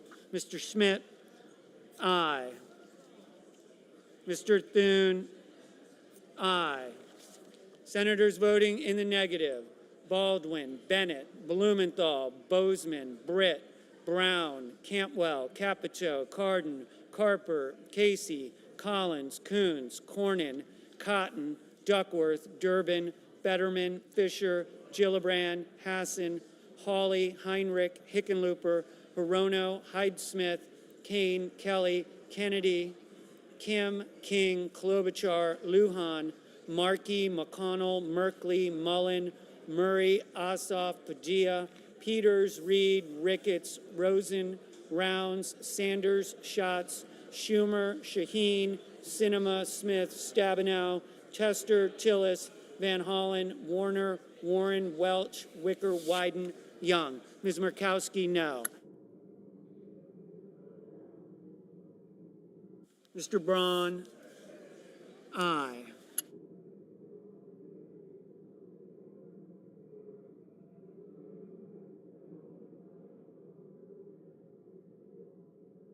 Mr. Sullivan, no.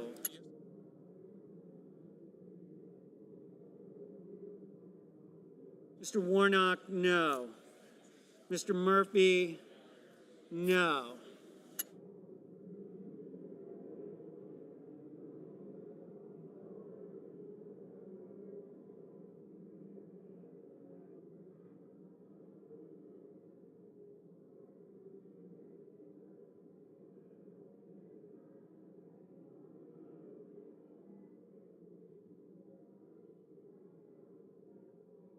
Mr. Whitehouse, no.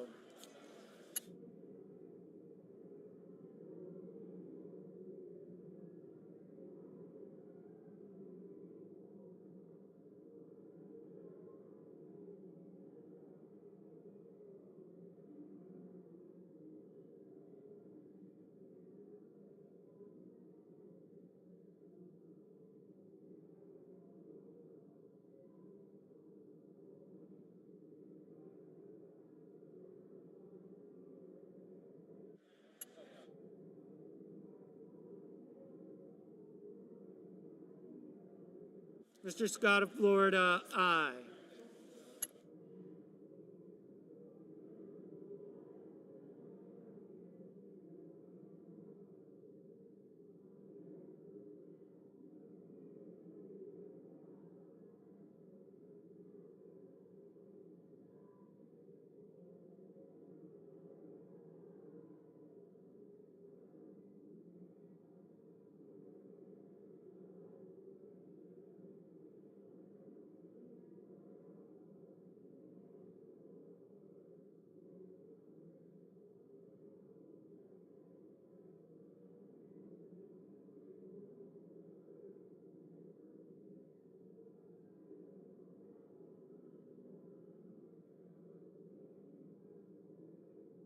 Mr. Booker, no.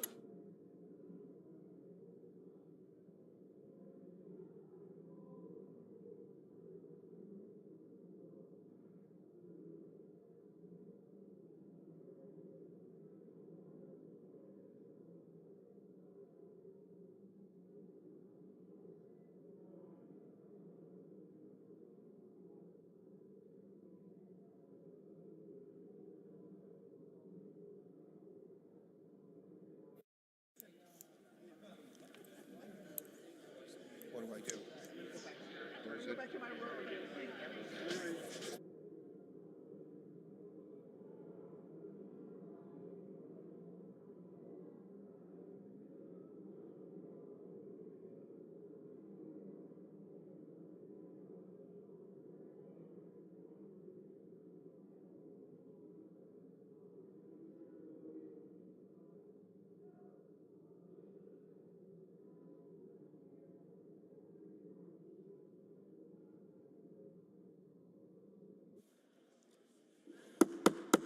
On this vote, the yeas are 28, the nays are 67. The 60-vote threshold having not been achieved, the amendment is not agreed to. Please, members, stay in your seats. Let's get this done quick. Thanks. I got it.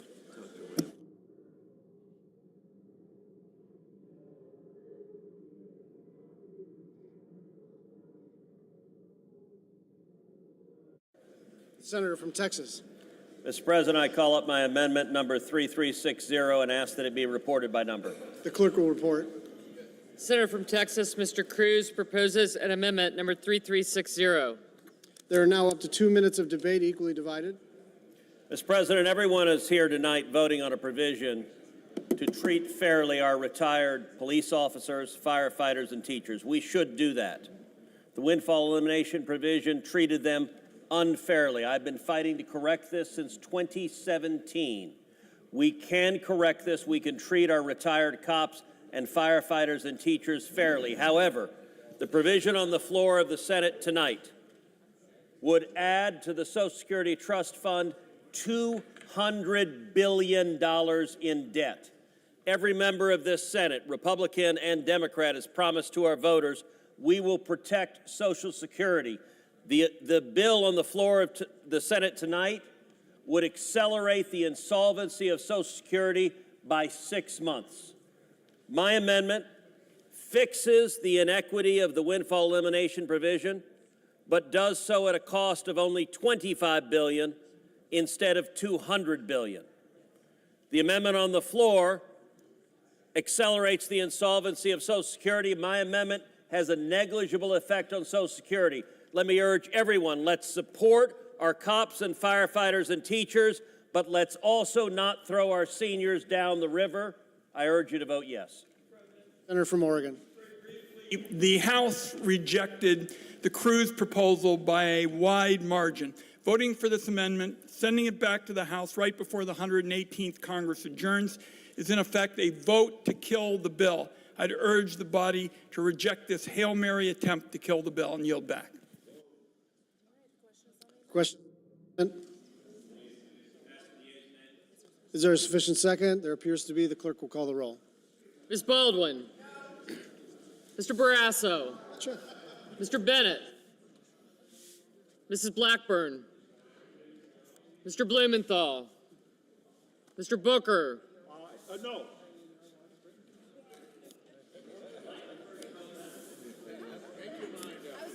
Mr. Bozeman.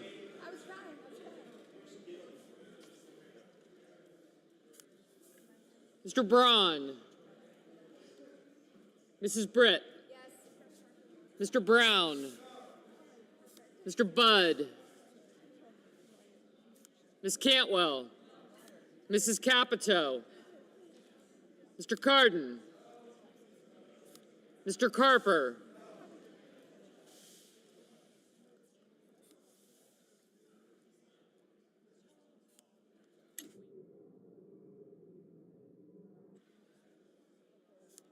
Mr. Casey.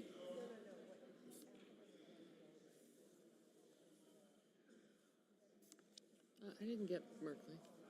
Mr. Cassidy. Ms. Collins.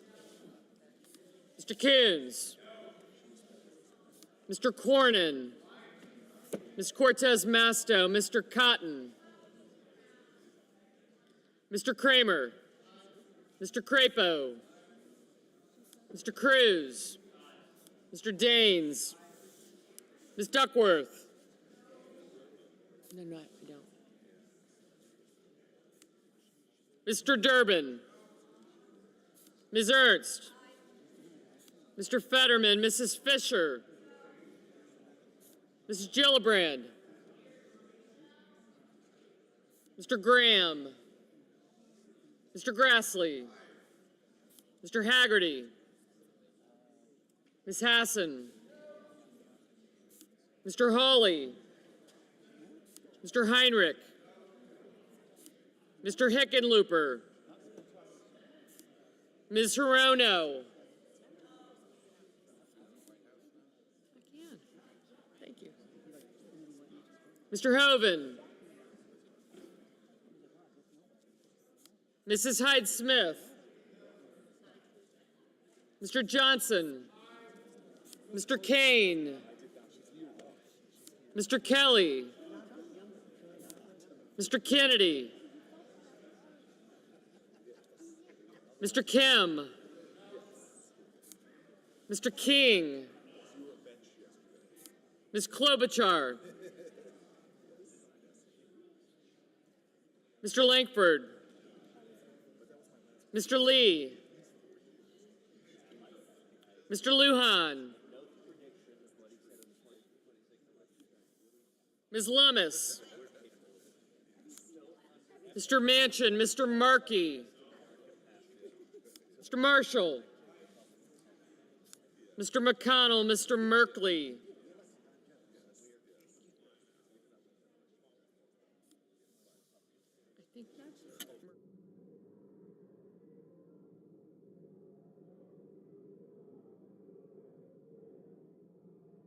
Mr. Moran.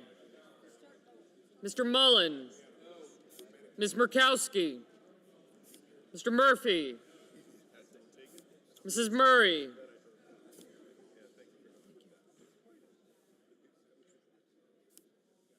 Mr. Ossoff. Mr. Padilla. Mr. Paul, Mr. Peters, Mr. Reed, Mr. Ricketts, Mr. Risch, Mr. Romney, Ms. Rosen, Mr. Rounds, Mr. Rubio, Mr. Sanders, Mr. Schatz,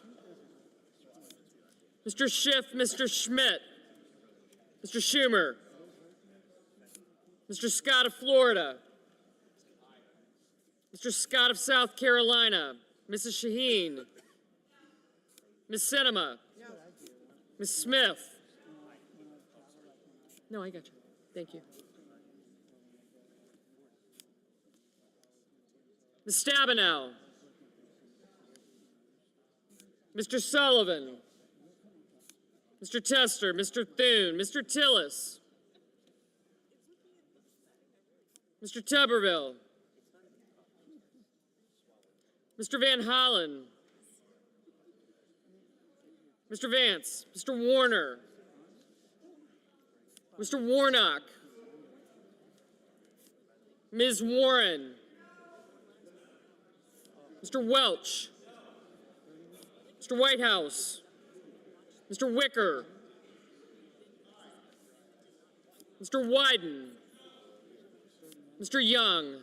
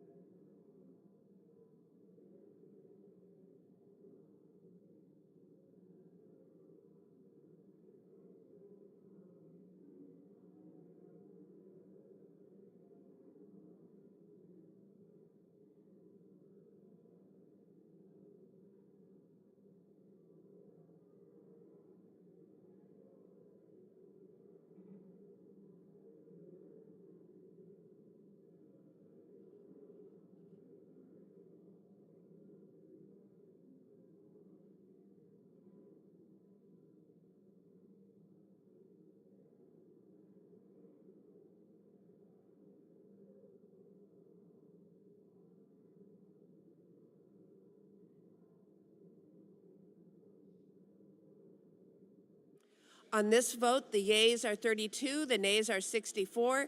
The 60-vote threshold having not been achieved, the amendment is not agreed to. Madam President. The senior senator from Idaho.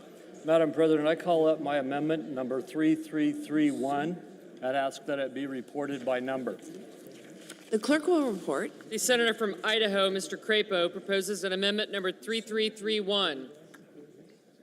There will now be 2 minutes for debate, equally divided. Madam President. And the Senate will be in order. Madam President, throughout this entire debate, no one has denied that this bill will hasten the insolvency of the Social Security Trust Fund and cost our hardworking Social Security recipients to lose $200 billion in Social Security benefits when it does go insolvent. My amendment simply would delay the implementation of the Social Security Fairness Act until changes are made that would offset the bill's negative effects on Social Security's actuarial balance, as determined by the Social Security Board of Trustees. Let the Finance Committee fix this bill. Madam President. The senior senator from Oregon. Madam President, the public should know that the senator is raising concerns about the financial impact of this bill, while he and other leaders in his party are vowing to use every budget gimmick under the sun next year to avoid paying for their tax bill. And second, we've long had a tale of two tax codes in America, where firefighters and teachers pay with every check while the wealthy can avoid taxes. But now we'd have a tale of two deficits, where deficits don't exist when it benefits the wealthy, but any changes benefiting firefighters have to be paid for. I'd urge my colleagues to vote against this amendment. The question is on the amendment. Is there a sufficient second? There is. The clerk will call the roll. Ms. Baldwin. Mr. Barrasso. Mr. Bennett. Mrs. Blackburn. Mr. Blumenthal. Mr. Booker. Mr. Bozeman. Mr. Braun. Mr. Booker, no.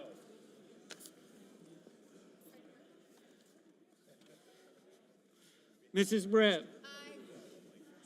Mr. Brown. Mr. Budd. Ms. Cantwell. Mrs. Capito. Mr. Cardin. Mr. Carper.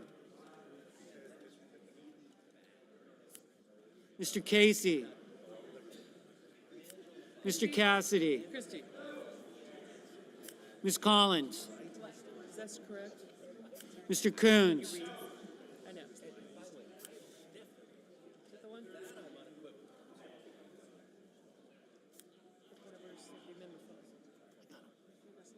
Mr. Cornyn. Ms. Cortez Masto. Mr. Cotton.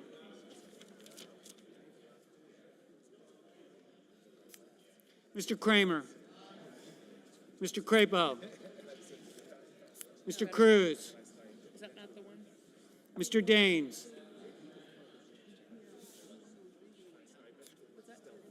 Ms. Duckworth. Mr. Durbin. Right, isn't that, what does that say? Did I not write it? Ms. Ernst. Oh. Mr. Fetterman. Mrs. Fisher. Mrs. Gillibrand. Oh, wait. Mr. Graham. Mr. Grassley.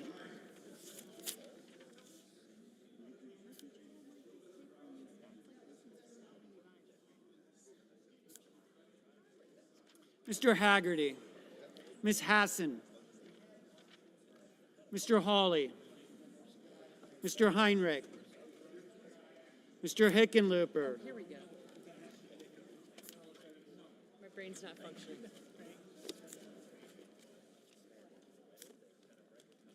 Ms. Arono. Mr. Hoven. I just could have crossed out all the knots. Mrs. Hyde-Smith. Mr. Johnson. Mr. Kane. Mr. Kelly. No, Mr. Kennedy. That's wrong. Mr. Kim.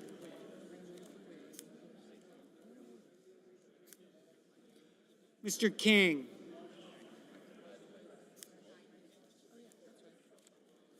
Ms. Klobuchar.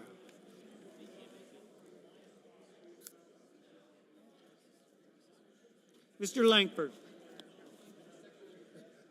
Mr. Lee. Mr. Lujan. Ms. Lummis.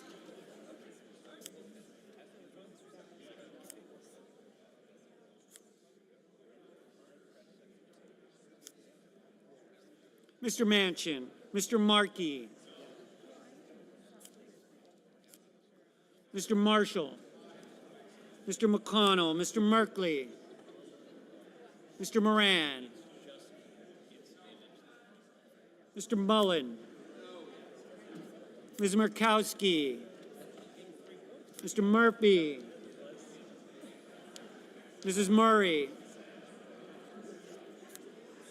Mr. Ossoff. Mr. Padilla. Mr. Paul. Mr. Peters. Mr. Reed. Mr. Ricketts. Mr. Risch. Mr. Romney. Ms. Rosen. Mr. Rounds. Mr. Rubio. Mr. Sanders.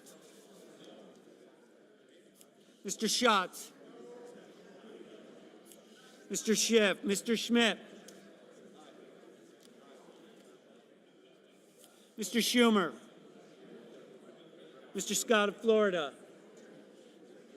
Mr. Scott of South Carolina. Mrs. Shaheen. Ms. Sinema. Ms. Smith. Ms. Stabenow. Mr. Sullivan. Mr. Chester. Mr. Thune. Mr. Tillis. Mr. Tuberville. Mr. Van Hollen. Mr. Vance. Mr. Warner. Mr. Warnock.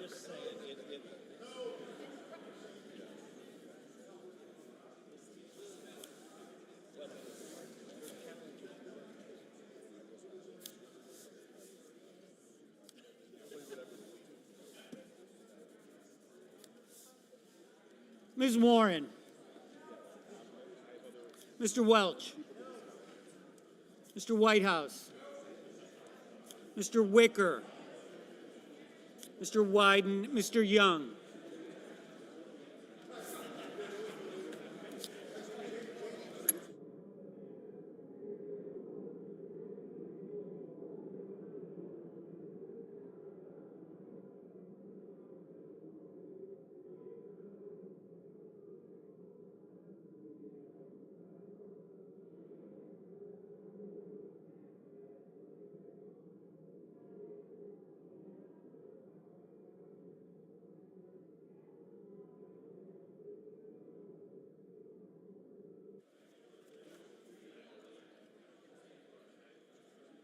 Senators voting in the affirmative: Barrasso, Blackburn, Britt, Budd, Carper, Cornyn, Kramer, Crapo, Cruz, Ernst, Graham, Grassley, Haggerty, Hoeven, Hyde-Smith, Johnson, Lankford, Lee, Lummis, Marshall, McConnell, Paul, Risch, Romney, Rounds, Schmidt, Scott of Florida, Scott of South Carolina, Thune, Tillis, Tuberville, Wicker.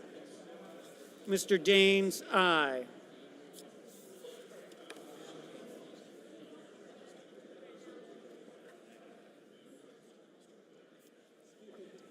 Is Young gonna vote?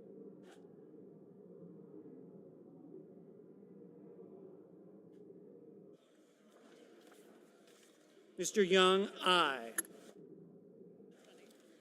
Chris.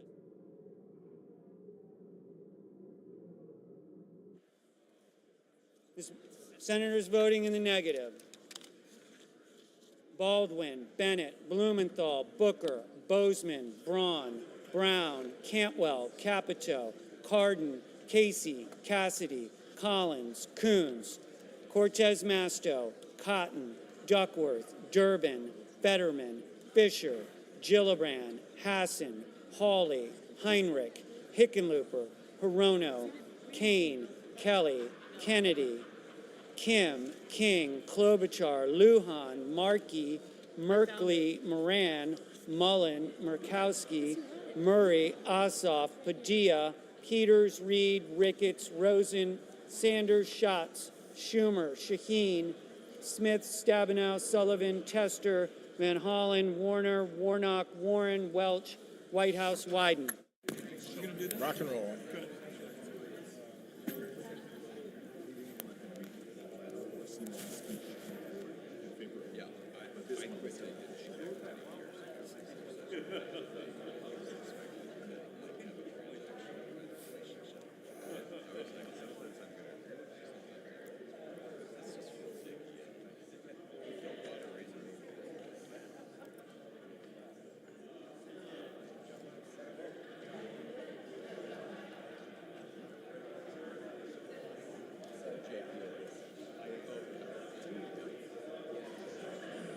Ms. Sinema, no. Everything we believe in. They're going to come.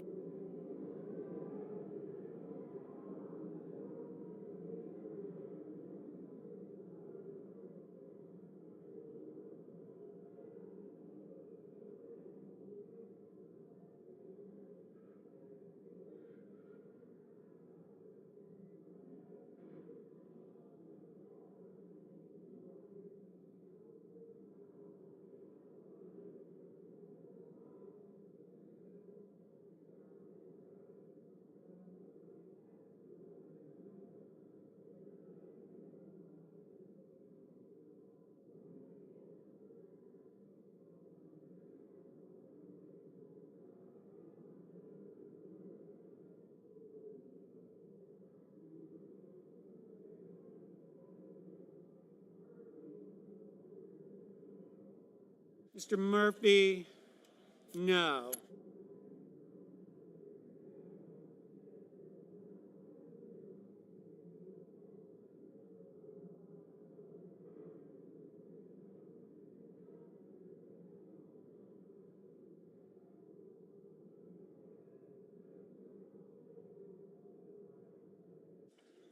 On this vote, the yeas are 34, the nays are 62. The 60-vote threshold having not been achieved, the amendment is not agreed to. I don't know. The big money.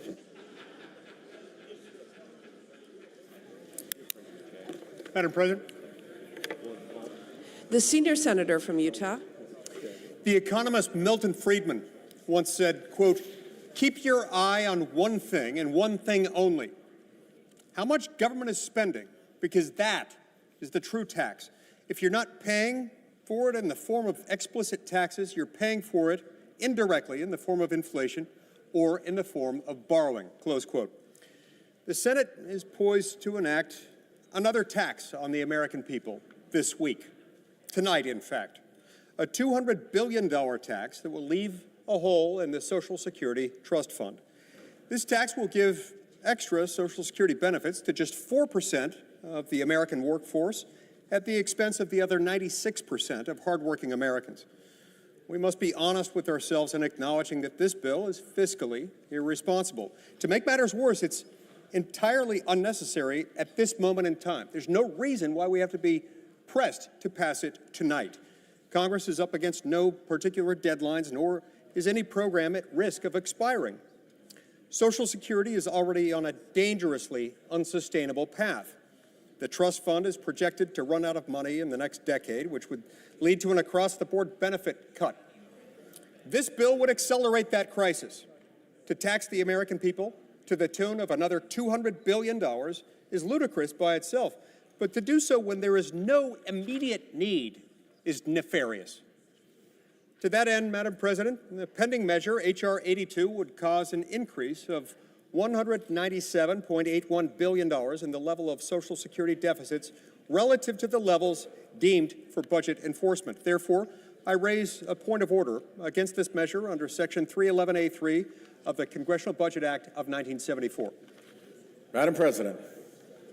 The junior senator from Rhode Island. Madam President, pursuant to Section 904 of the Congressional Budget Act of 1974 and the waiver provisions of applicable budget resolutions, I move to waive all applicable sections of that act and applicable budget points of order for the purpose of the pending measure. I ask for the yeas and nays, and for the sake of our retired police officers, firefighters, and teachers, I would urge you to provide a lot more yeas than nays. Is there a sufficient second? There appears to be. The clerk will call the roll. Ms. Baldwin.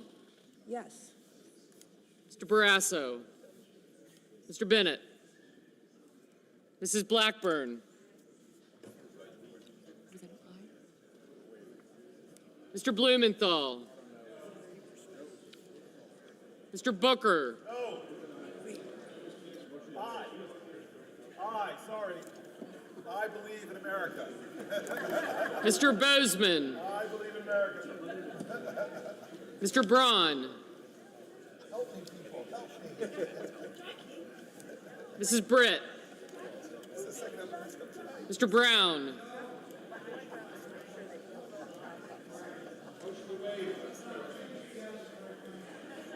Mr. Budd.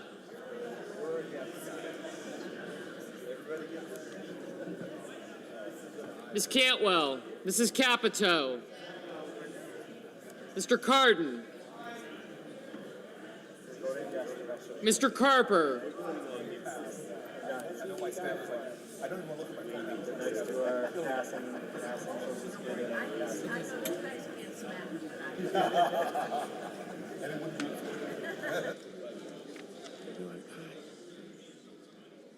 Mr. Casey. Mr. Cassidy, Ms. Collins. Mr. Coons.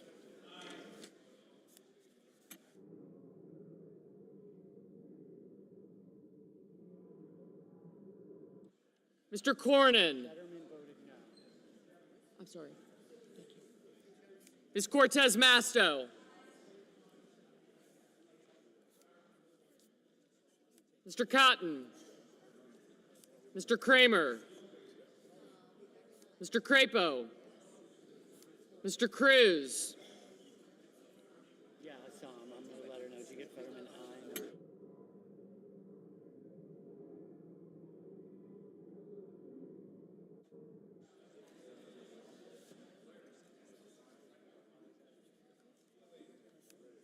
You're an aye.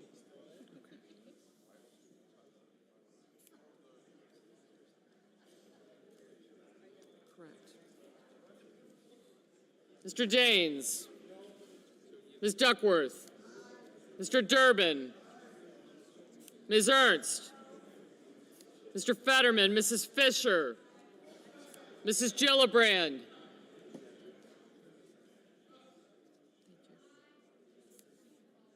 Mr. Graham. Mr. Grassley. Mr. Haggerty. Ms. Hassan. Mr. Hawley.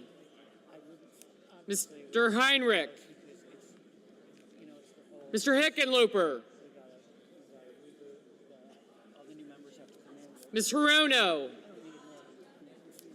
Mr. Hoven. Mrs. Hyde-Smith. Oh, right there. Mr. Johnson. Mr. Kane. Mr. Kelly. Mr. Kennedy. Mr. Kim. Mr. King. Ms. Klobuchar.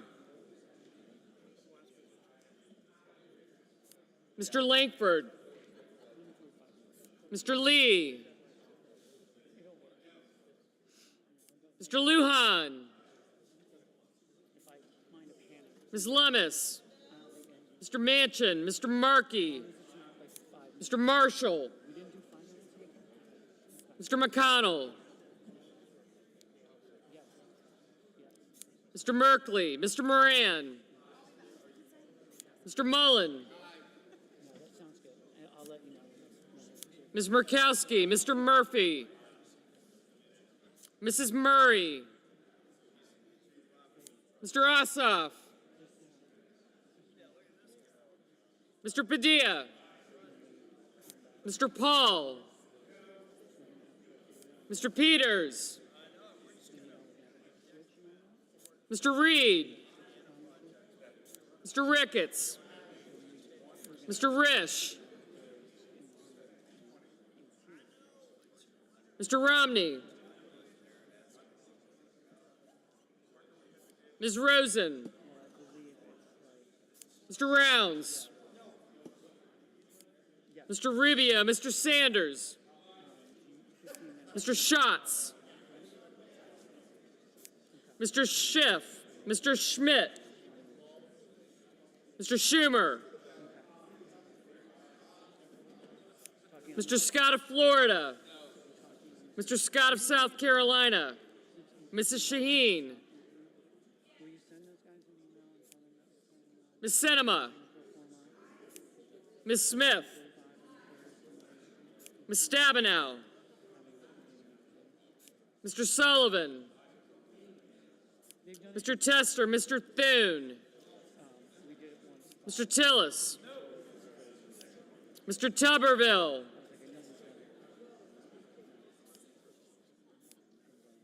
Mr. Van Hollen, Mr. Vance, Mr. Warner,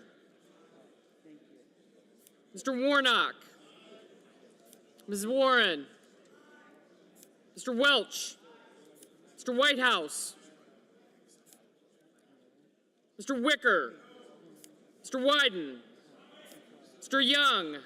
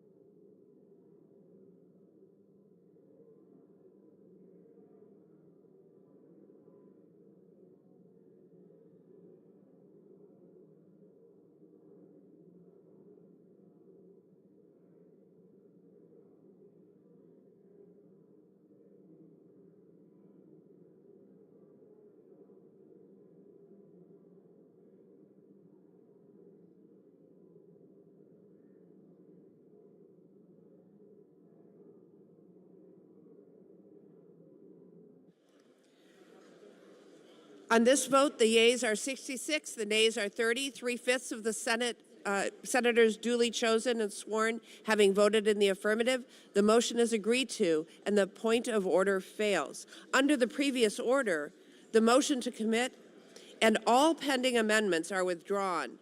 The bill is considered read a third time, and the question occurs on passage of the bill.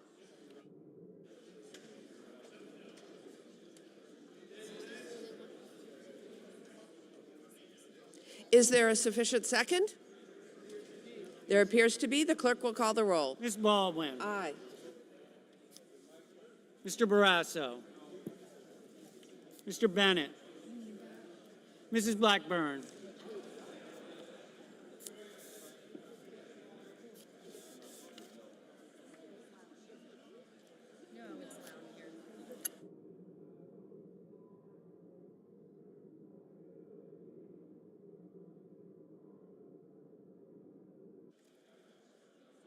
Mr. Blumenthal, Mr. Booker, Mr. Bozeman,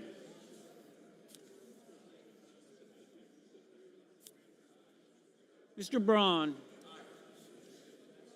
Mrs. Britt, Mr. Brown, Mr. Budd,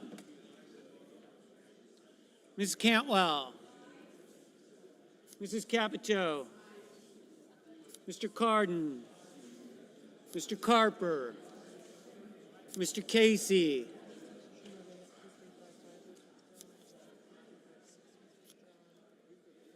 Mr. Cassidy, Ms. Collins, Mr. Coons,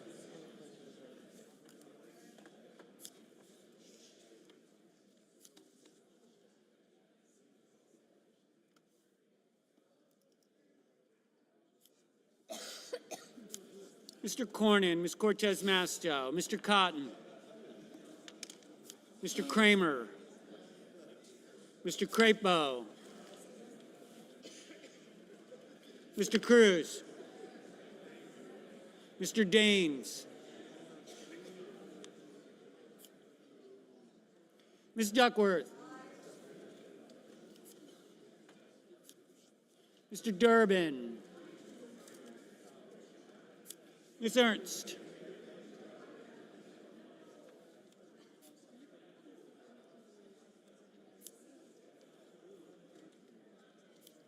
Mr. Fetterman, Mrs. Fisher,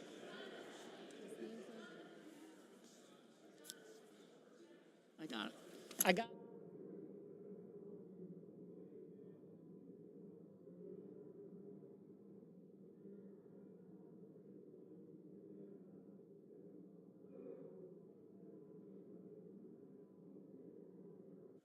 Mrs. Gillibrand, Mr. Graham,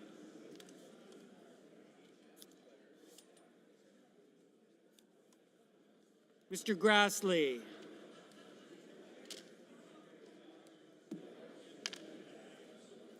Mr. Haggerty, Ms. Hassan,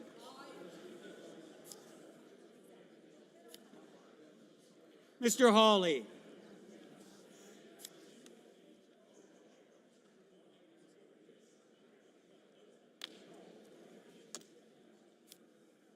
Mr. Heinrich, Mr. Hickenlooper, Ms. Arono, Mr. Hoven, Mrs. Hyde-Smith, Mr. Johnson, Mr. Kane, Mr. Kelly, Mr. Kennedy, Mr. Kim, Mr. King, Ms. Klobuchar, Mr. Langford, Mr. Lee, Mr. Lujan,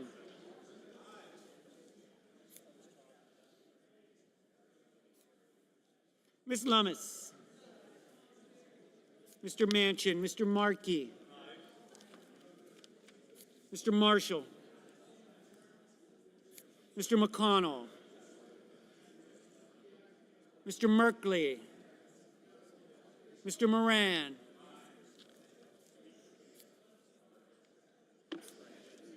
Mr. Mullen, Ms. Murkowski, Mr. Murphy, Mrs. Murray, Mr. Ossoff,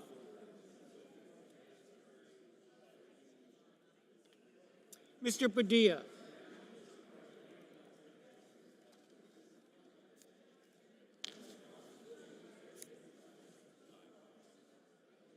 Mr. Paul, Mr. Peters, Mr. Reed,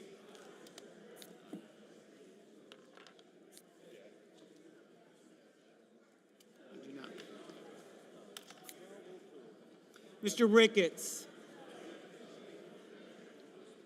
Mr. Risch, Mr. Romney, Ms. Rosen, Mr. Rounds, Mr. Rubio, Mr. Sanders, Mr. Schatz,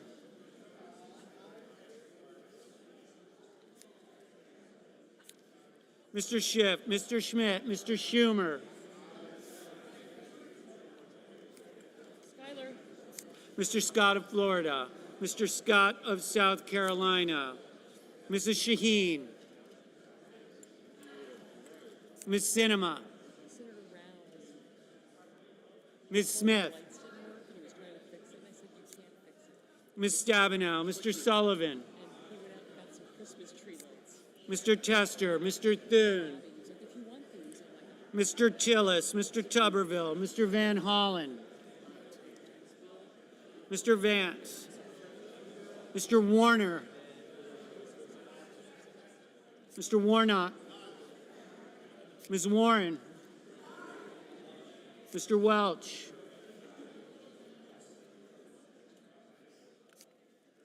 Mr. Whitehouse, Mr. Wicker, Mr. Wyden, Mr. Young,